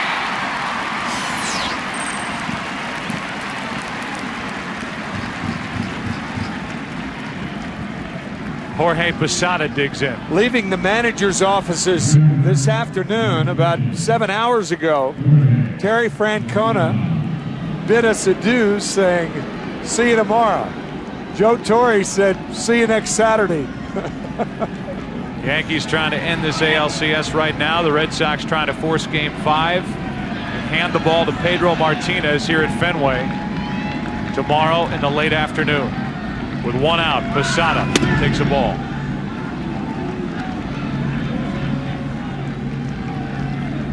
Posada's been on base 3 times tonight. A single, a pair of walks, a run scored.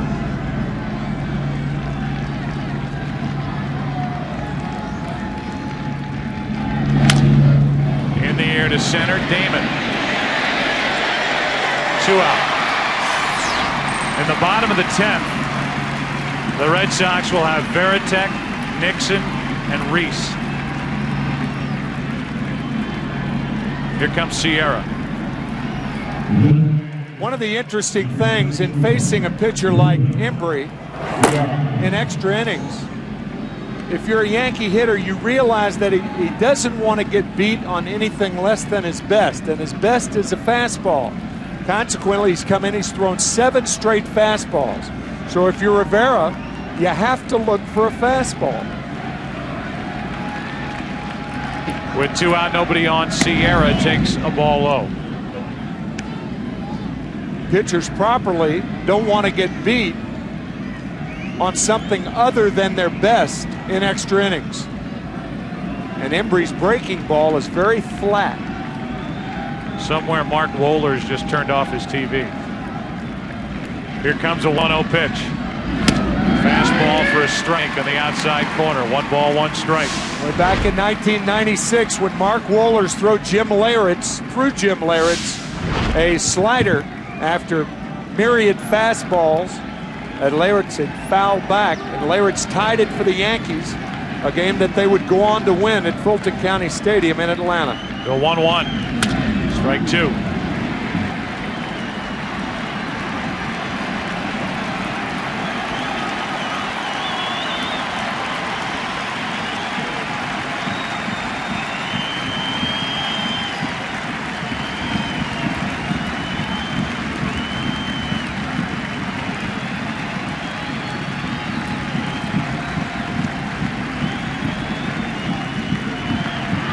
Sierra 1 postseason home run this year.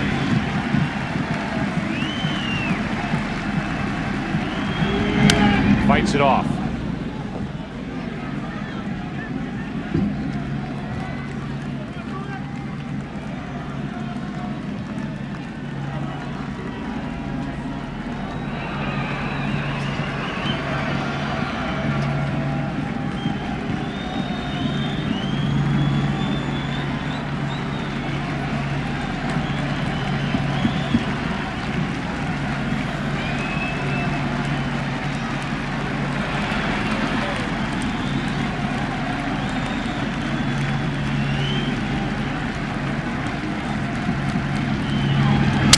Broken bat pop up. Reese going out. Long run. Circles it. Can't make the play.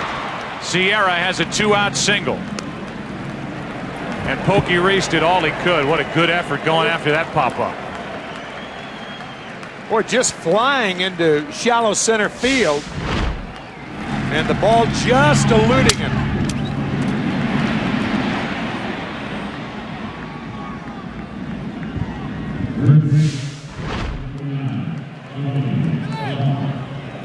Now it's Tony Clark. 2 out of 4 with an RBI. He drove in the last Yankee run in the 6th.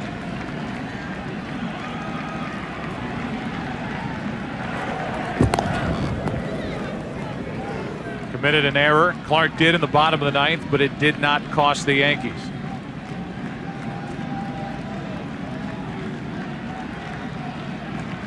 It did, however, make Mariano Rivera work harder to get the 3 outs and keep it a tie game as Clark takes a ball.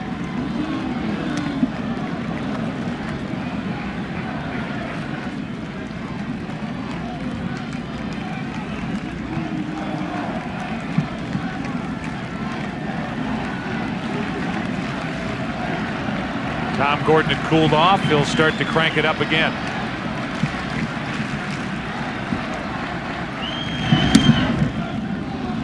That's low. 2-0. On deck is Cairo.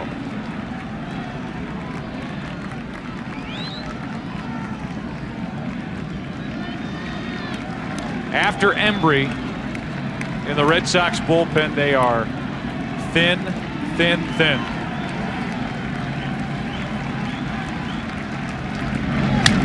Two and one. They have Mendoza. They have Leskanic. They have Mike Myers. Mendoza and Leskanic, 2 guys who struggled here last night in Game 3.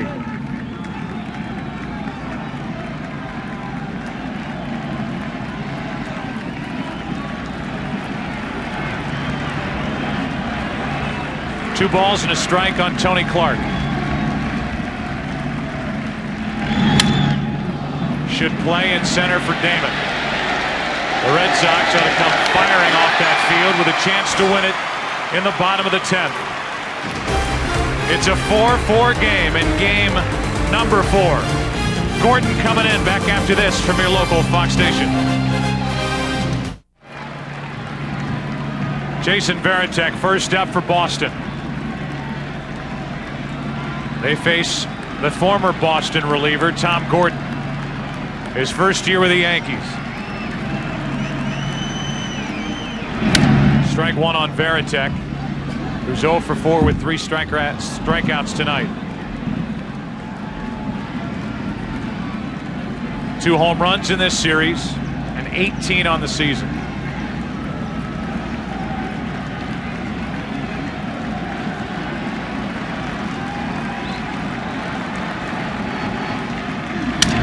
Line drive caught by Jeter. 1 out.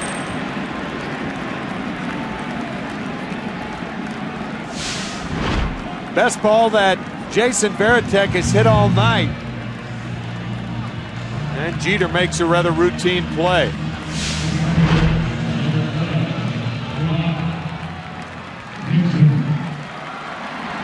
Here's Trot Nixon.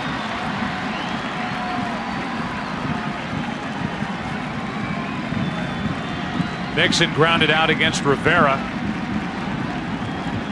in the 8th inning with a tying run at second. And now against Gordon, he takes a strike.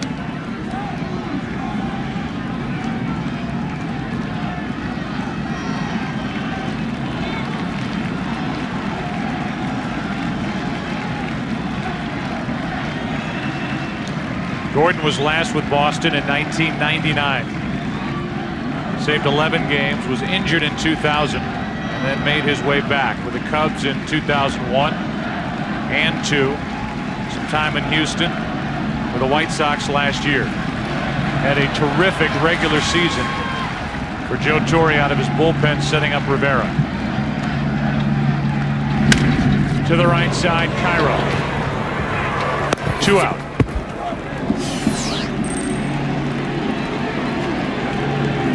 Pokey Reese will have his first at bat of this series.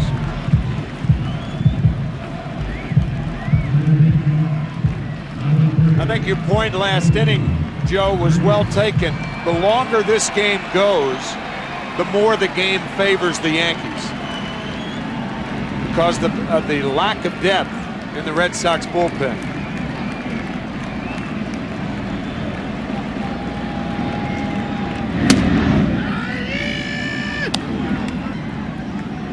Strike 1 on Reese.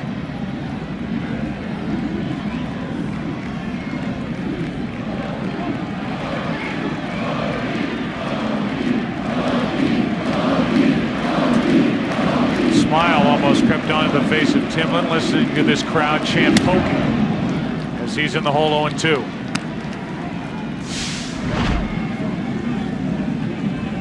He's chasing a high fastball.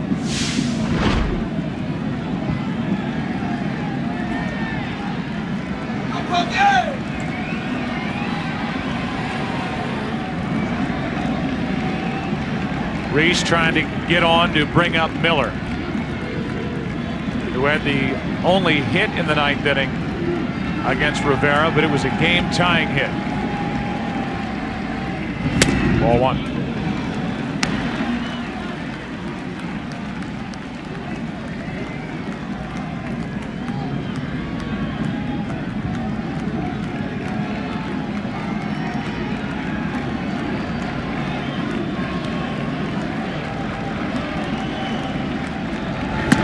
On the inside corner, and the 10th inning is over.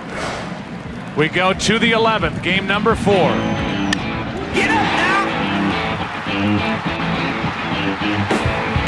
Get up and get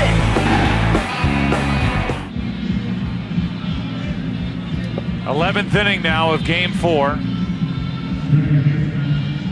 And we give a recap of better than 4 hours of baseball. Back in the 3rd inning, Alex Rodriguez hit a 2-run home run to put New York out in front. The Red Sox came back in the bottom of the 5th, capped on a 2-out, 2-run single by Ortiz. But that lead didn't last past the 6th inning. Here's how the Yankees tied it. And they went up on this infield base hit. Bellhorn couldn't handle. But in the 9th inning against Rivera, a stolen base by a pinch runner Roberts, and a base hit up the middle by Miller tied it. And now in the 11th inning, first pitch is a strike to Miguel Cairo. Cairo, Jeter, and Rodriguez. What happened later in that 9th inning, though, an error by Clark presented 1st and 3rd 1 out for the Red Sox. Cabrera struck out. Ramirez walked and Ortiz popped up with the bases loaded. 1 ball, 1 strike on Cairo.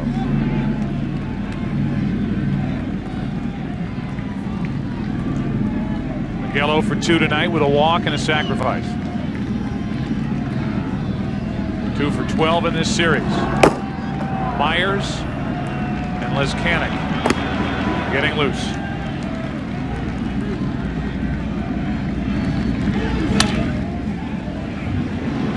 Strike 2.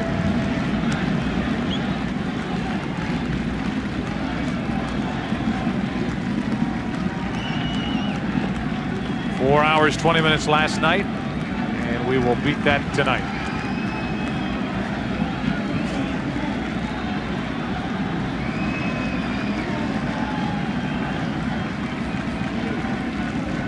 The 1-2.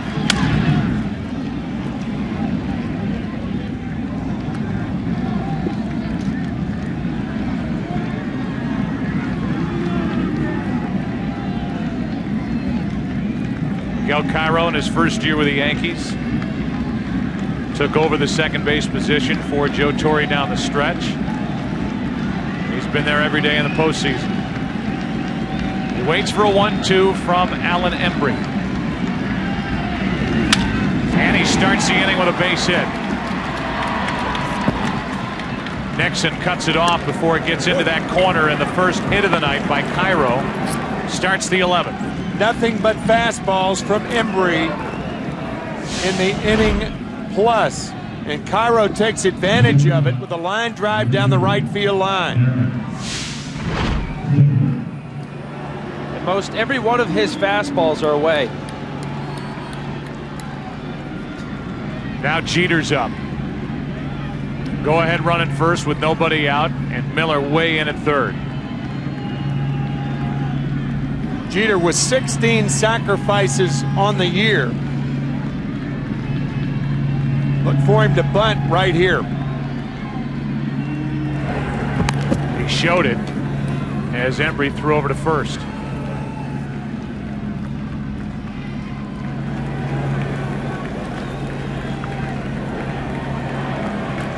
Had at least one man on in 32 of the 36 innings.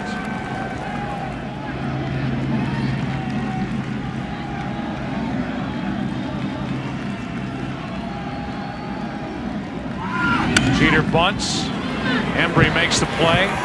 Out. Down to second as Cairo, 1 away.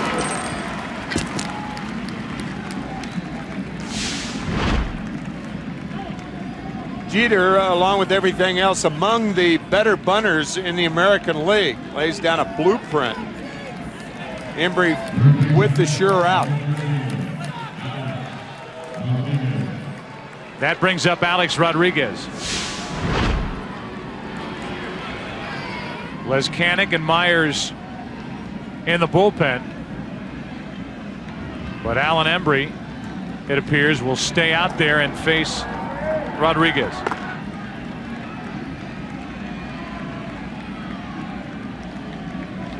Rodriguez only hit tonight the 2-run homer in the third. Strike 1. Would seem to me that Terry Francona's thinking right now is to get Rodriguez out, then walk Sheffield and bring Myers in to pitch to Matsui.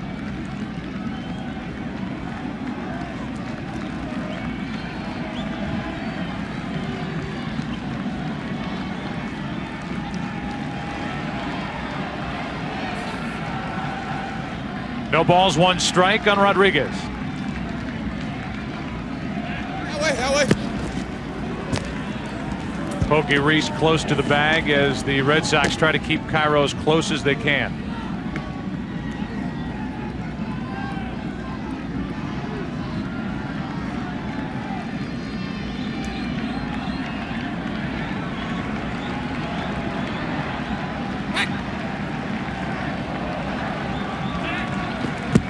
And another look. These fans here at Fenway wondering if that 9th inning rally against Rivera is a tease or if it will lead to a Game 4 victory and a Game 5 tomorrow evening.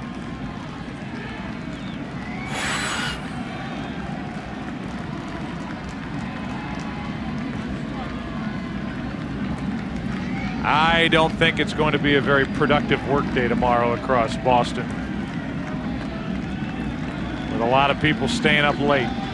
12:45 on the stadium clock. The 0-1. Rodriguez. Cabrera makes a diving catch, 2 out.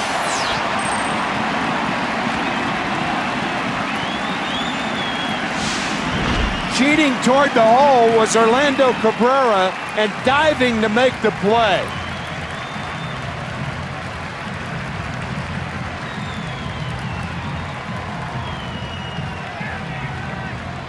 And definitely into the leather before it hit the grass. What a play by Orlando Cabrera. Now 2 out, and Dave Wallace is out to talk. You've got Sheffield up now. Matsui to follow.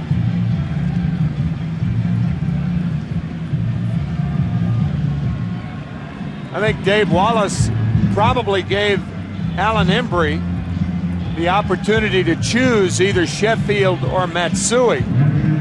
Matsui does have a hit in this series against Embry. He also has a 2-run homer against Myers that he hit last night.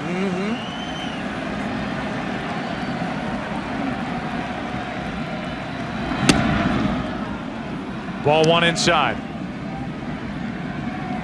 Tonight, Sheffield is hitless. But this tells you all you need to know about the respect the Red Sox have for Hideki Matsui. Lefty-righty matchup. Sheffield trying to put the Yankees back on top. 2-0. First breaking ball from Embry in this game.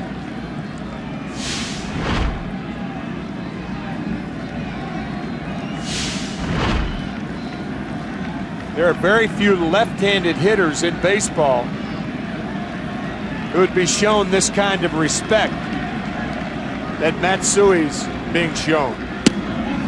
That just missed the inside corner. 3-0. And how daring do the Red Sox want to be with Gary Sheffield? I think you put him on right now. I don't think he'd take any more chances. And the Red Sox will, with a count of 3-0, intentionally pass Sheffield to bring up Matsui.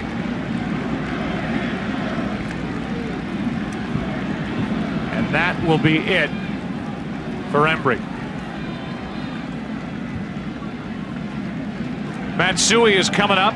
Mike Myers is coming out of the bullpen. 2 on, 2 out, tie game, 11th inning, game 4.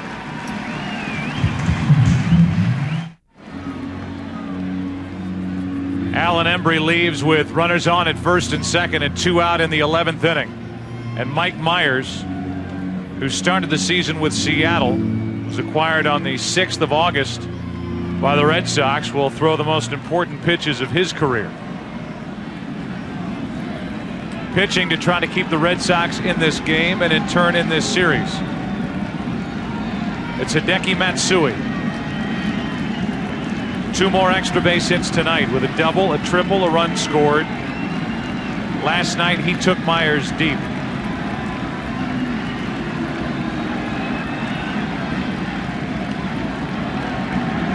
Runners on at first and second, 2 out. Ball 1 inside. You mentioned it last night, Al, that Myers was extended, pitching more than he's used to pitching with 2 full innings, allowing 2 runs on 6 hits. Well, this is a specialty role for Myers. Throws a lot of breaking balls from down under. And he's 2-0. The first 2 not close to Matsui. And he's going to stay right there, obviously on the plate, but something slow running down and away from Matsui.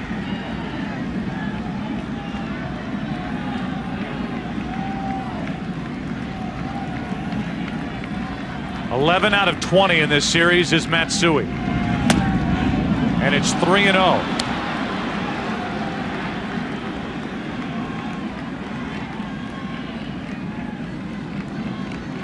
Bernie Williams on deck, and Les Canning just got up and is starting to get loose again for the Red Sox.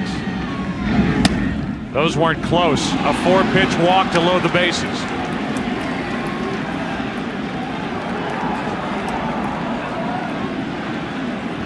And that's it for Myers. So Curtis Lezcanic, who lasted only a third of an inning last night, allowing 3 runs on a couple of hits, will come in with a bases loaded 2 out in a 4-4 game in the 11th.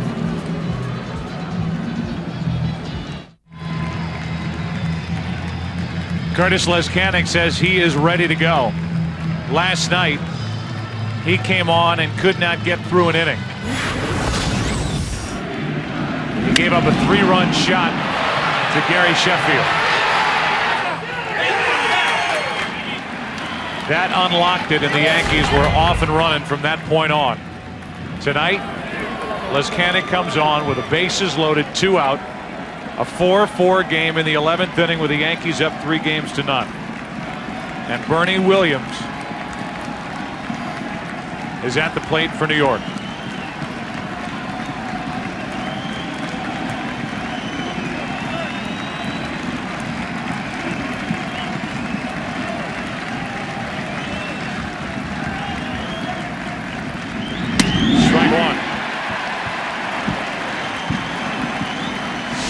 Very important pitch.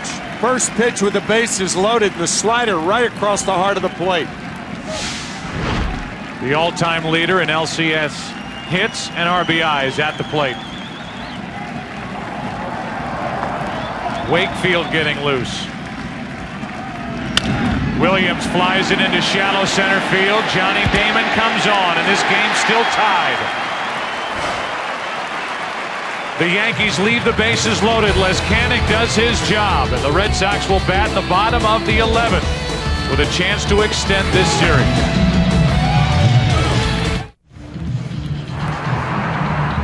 Keep the faith. That's what the Red Sox and their fans are trying to do. They tied this game in the bottom of the 9th inning against postseason's best closer ever, Mariano Rivera. And it was a huge hit by Bill Miller that did it. And Bill Miller will lead off for the Red Sox here in the 11th. Historic Fenway Park. And yet another battle between these two teams, the Yankees and the Red Sox.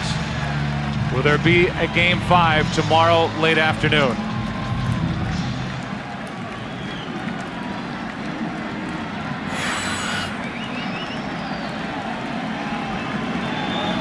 Bill Miller 2 for 4 tonight, facing Gordon. Ball 1.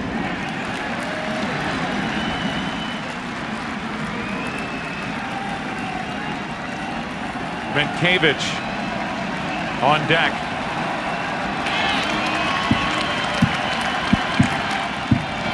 Ball 2.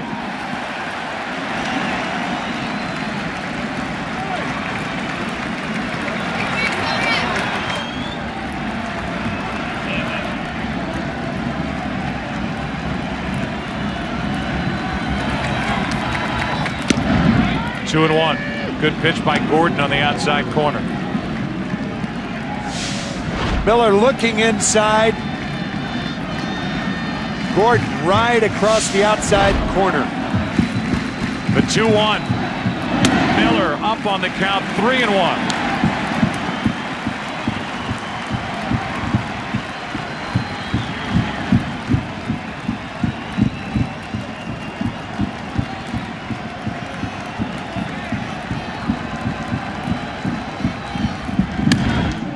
Full count.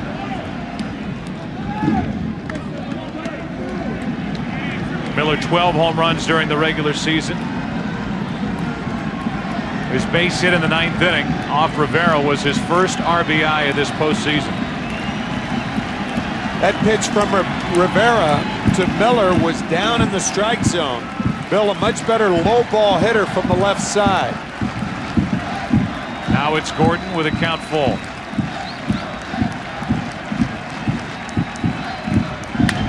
To the right side and foul.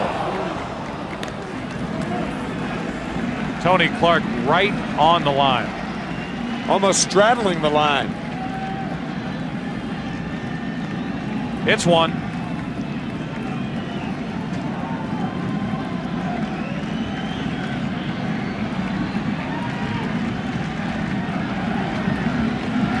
"16 hours away if there's a game 5. Pedro Martinez, Mike Messina.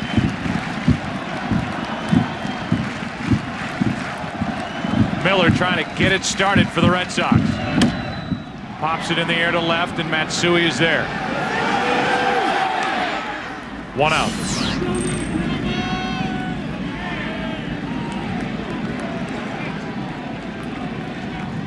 Now it's Doug Minkiewicz. Tim, you and I had a chance to visit with Minkiewicz prior to game 3, and he was talking about this role that he's in. He's basically a guy who comes in with a closer for the Red Sox. Keith Folk, a guy who has turned into a defensive replacement in the late innings for Boston. Somebody who starred for the Twins the last couple of years, and he lines one caught by Tony Clark. He had already dropped down an important bunt, and now he lines out for the second out in the bottom of the 11th. One thing, the benefit of guarding the line in late innings. One of the benefits with a 6'8" first baseman is that you can make a play like that. That was a foul ball. Nicely done by Tony Clark. Now it's Johnny Damon.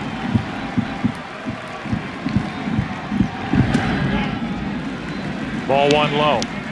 Tim Wakefield is getting loose for the Red Sox in their bullpen.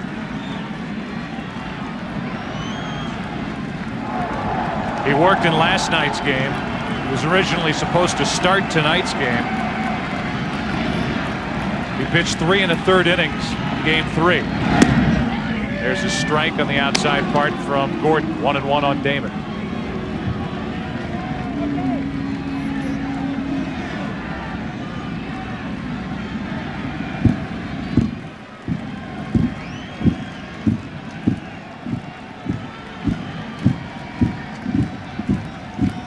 The 1-1, 2-1.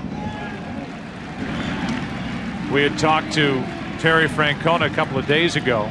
They said, I have to be careful with Wakefield. He's not the kind of guy at this stage in his career, even throwing the knuckleball, that you want to throw him, let's say, in back-to-back games. Well, Francona doesn't have a choice.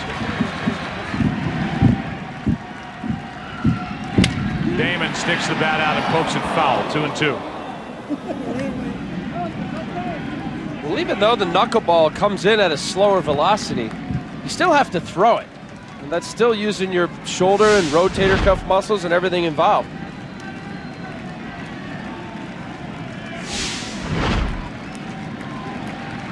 Damon still looking for his first hit of the night. Full count with Cabrera next.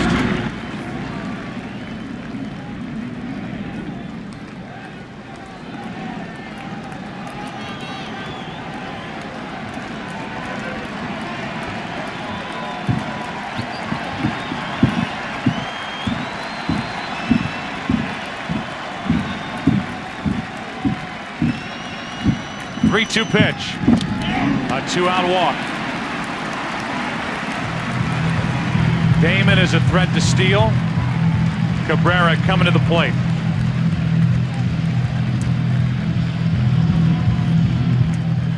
If you're a guy like Cabrera, you want to take a pitch or two to give Damon a chance to steal. But Damon's got to cooperate by running early in the count. Cabrera not the type of guy who's a real gap hitter. And that's what it would take to score Damon unless he steals second base. Damon does not have a stolen base in this ALCS. He stole 3 in the division series. And no thoughts on taking early. Strike 1 on Cabrera. Cabrera had a chance in the 9th inning against Mariano Rivera. With runners on at the corners and only 1 out, and it took 3 pitches for Rivera to strike out Cabrera.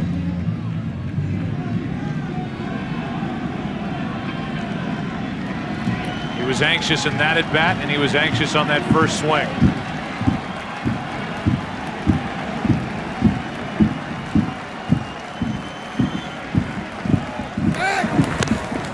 Check on Damon. 1 hit, 1 RBI tonight for Orlando Cabrera. He's also scored a run. Up in the number 2 spot for the first time in this series. Made a good defensive play. A diving catch and the line drive by Rodriguez last inning. Ow.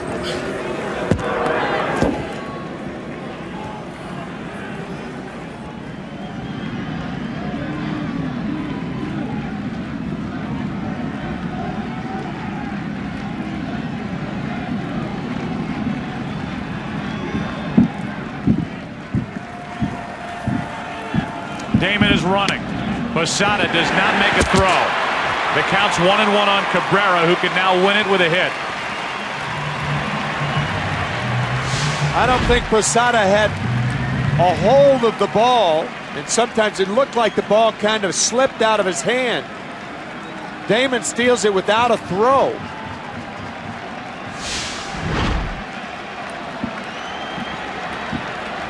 Can Cabrera come up for the Red Sox here and end game 4? 2 balls and a strike with Manny Ramirez on deck. 62 RBIs on the season for Cabrera between Montreal and Boston. 7 this postseason for the Red Sox.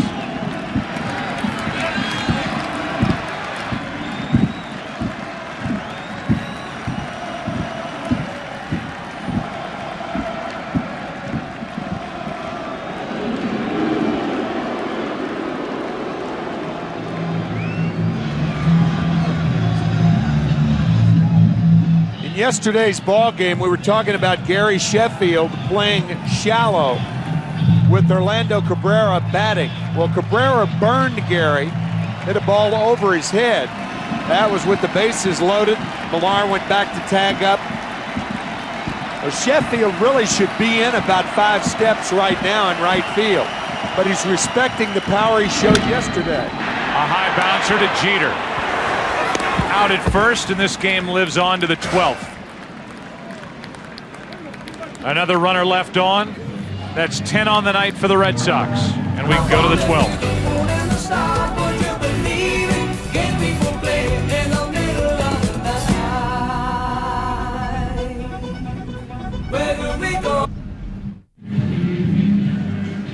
Curtis Lezcanic, who got out of the 11th inning with a great piece of work, coming in with the bases loaded 2 out to get Bernie Williams, will start the 12th inning.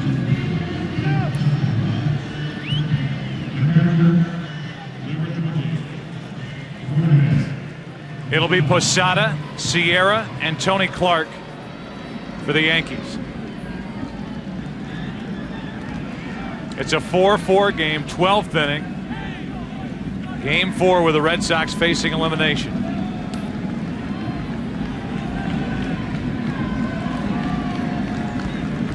Jorge Posada first up. Has a hit and 2 walks tonight, and Lezcanic misses with ball 1. So even with Wakefield getting loose while the Red Sox were batting in the 11th, it's Lezcanic back out there, and Quantrill gets loose. Broken bat pop-up, shallow right field, and it's a base hit. Posada starts the 12th with a hit.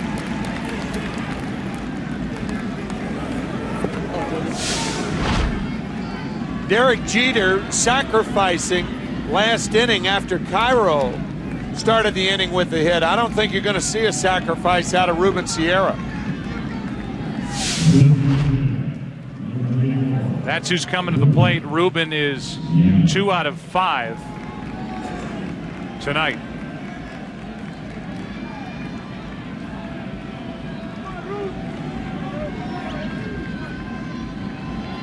Let's see how the Yankees want to play it. Miller's not even in at third, so the Red Sox don't expect a bunt. And ball 1 misses down and away.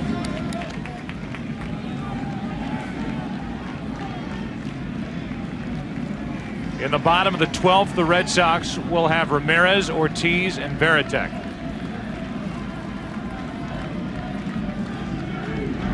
A strike is into Rivera, or rather Sierra. Ruben Sierra with a pair of singles, 4 hits and 11 at-bats in this series against Boston pitching.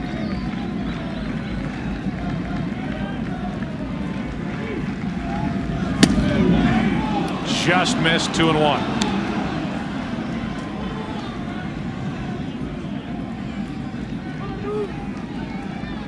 Tony Clark on deck.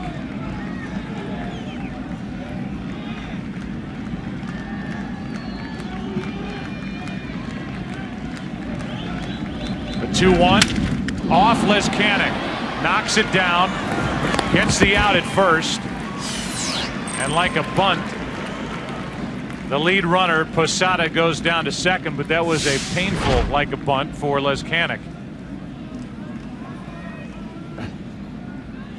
Looked like it hit him on the outside of the right thigh. It's one thing the Red Sox cannot afford is to have any pitcher go down on them.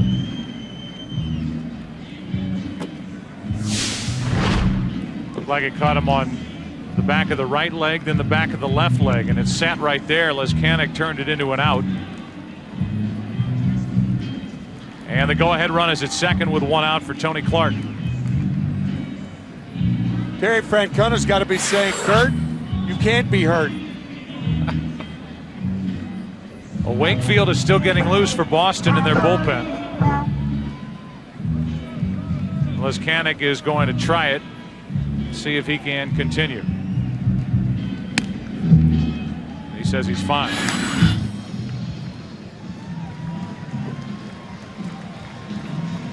Quantrill will face the heart of the lineup for the Boston Red Sox. How important is it for Boston to keep it a 4-4 game?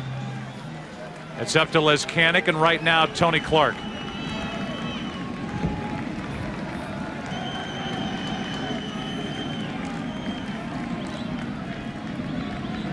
Runner at second, 1 out, and Clark pops it in the air to left. Ramirez, 2 out. And now it's Miguel Cairo standing in the way of Curtis Lezcanic, trying to get this game into the bottom of the 12th at 4-4. One of the reasons that relief pitchers have such an advantage over guys who have started the game is they're strong. Lezcanic only in his second inning of work. And guys like Cairo and Tony Clark and Posada and Jeter and Rodriguez started the game. Shattered bat. Strike 1 on Cairo. Posada is the runner at second. And Cairo has to go get a new piece of lumber as the outfield for the Boston Red Sox sizing up what's out in front of them. A base hit their way. It'll be Posada trying to score the go-ahead run coming around third.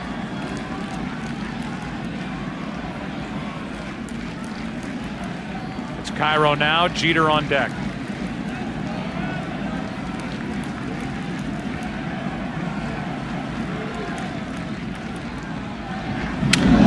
Over the head of Miguel Cairo, 1-1. How did that ball miss Cairo?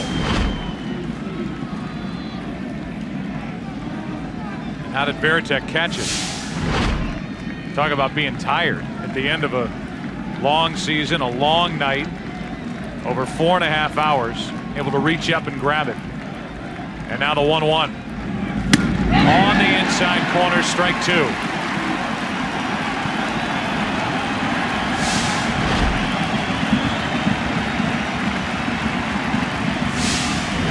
You got a gift there. Cairo set up at a ball and 2 strikes. Lezcanic with an inning and a third, scoreless relief. Bottom of the 12th, part of the order. Quantrill coming in. Back after this from your local Fox station. The temperature continues to fall here in Boston as we move to the bottom of the 12th, the 4-4 game. And Paul Quantrill is the 5th pitcher of the night for New York. The opportunity won't be any better than it is right now for the Red Sox.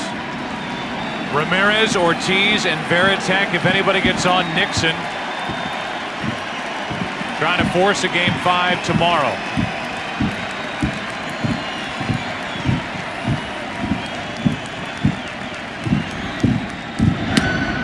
Strike one on the inside corner. Game 5 would start just after 5 local time later today. This ties the longest game in ALCS history.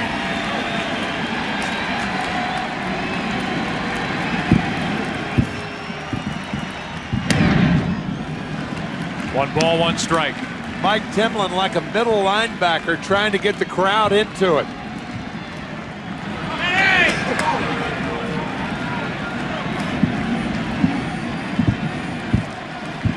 Ramirez with a hit and 3 walks tonight. 2 balls and a strike. Quantrill had such a good first half of the season, but ran out of gas down the stretch. The 1910 Cubs, the only team in postseason history down 3 games to none to win Game 4 in extra innings. 2-1. Ramirez will start it with a hit.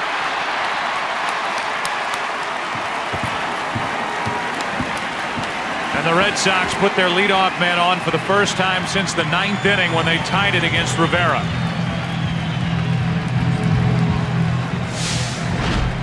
It is awfully tough to throw Manny Ramirez anything in the strike zone, anything that he can reach. Usually a line drive on the end of it. Now it's David Ortiz.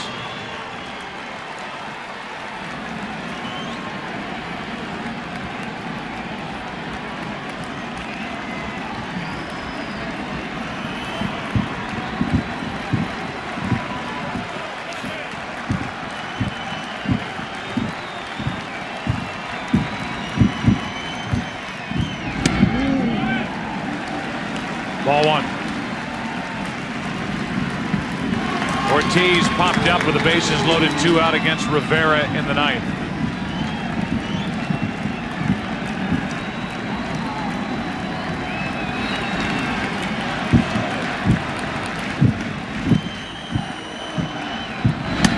On the inside corner, a ball and a strike.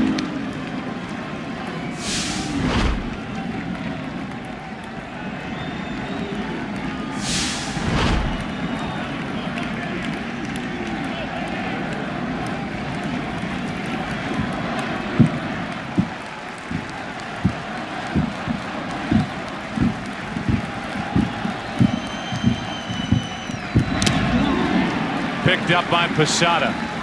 2-1.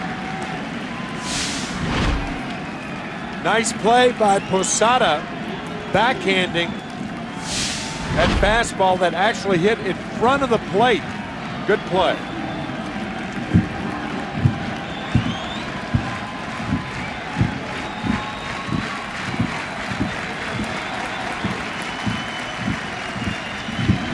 Ortiz into deep right field. Back is Sheffield. We'll see you later tonight.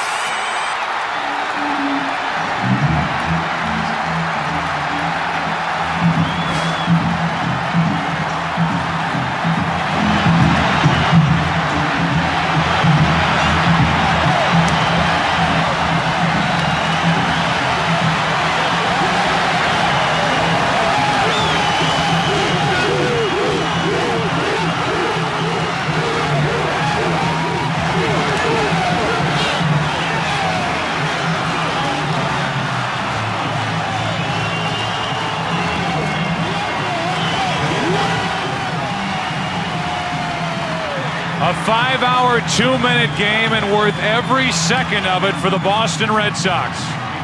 4 huge outs picked up by Lezcanic. A leadoff hit by Ramirez, and David Ortiz sends everybody home just over 5 hours after it began. The Yankees had been pitching him inside all night. He finally connected. A guy who won the division series against the Anaheim Angels wins this game here tonight. He took that one the opposite way over the Green Monster, and this one he pulled to right. And this ALCS will live on for Game 5 later tonight.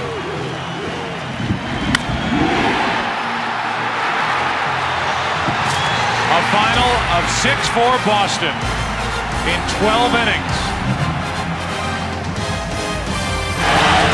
Longest game in ALCS history ends with a walk-off home run by Ortiz.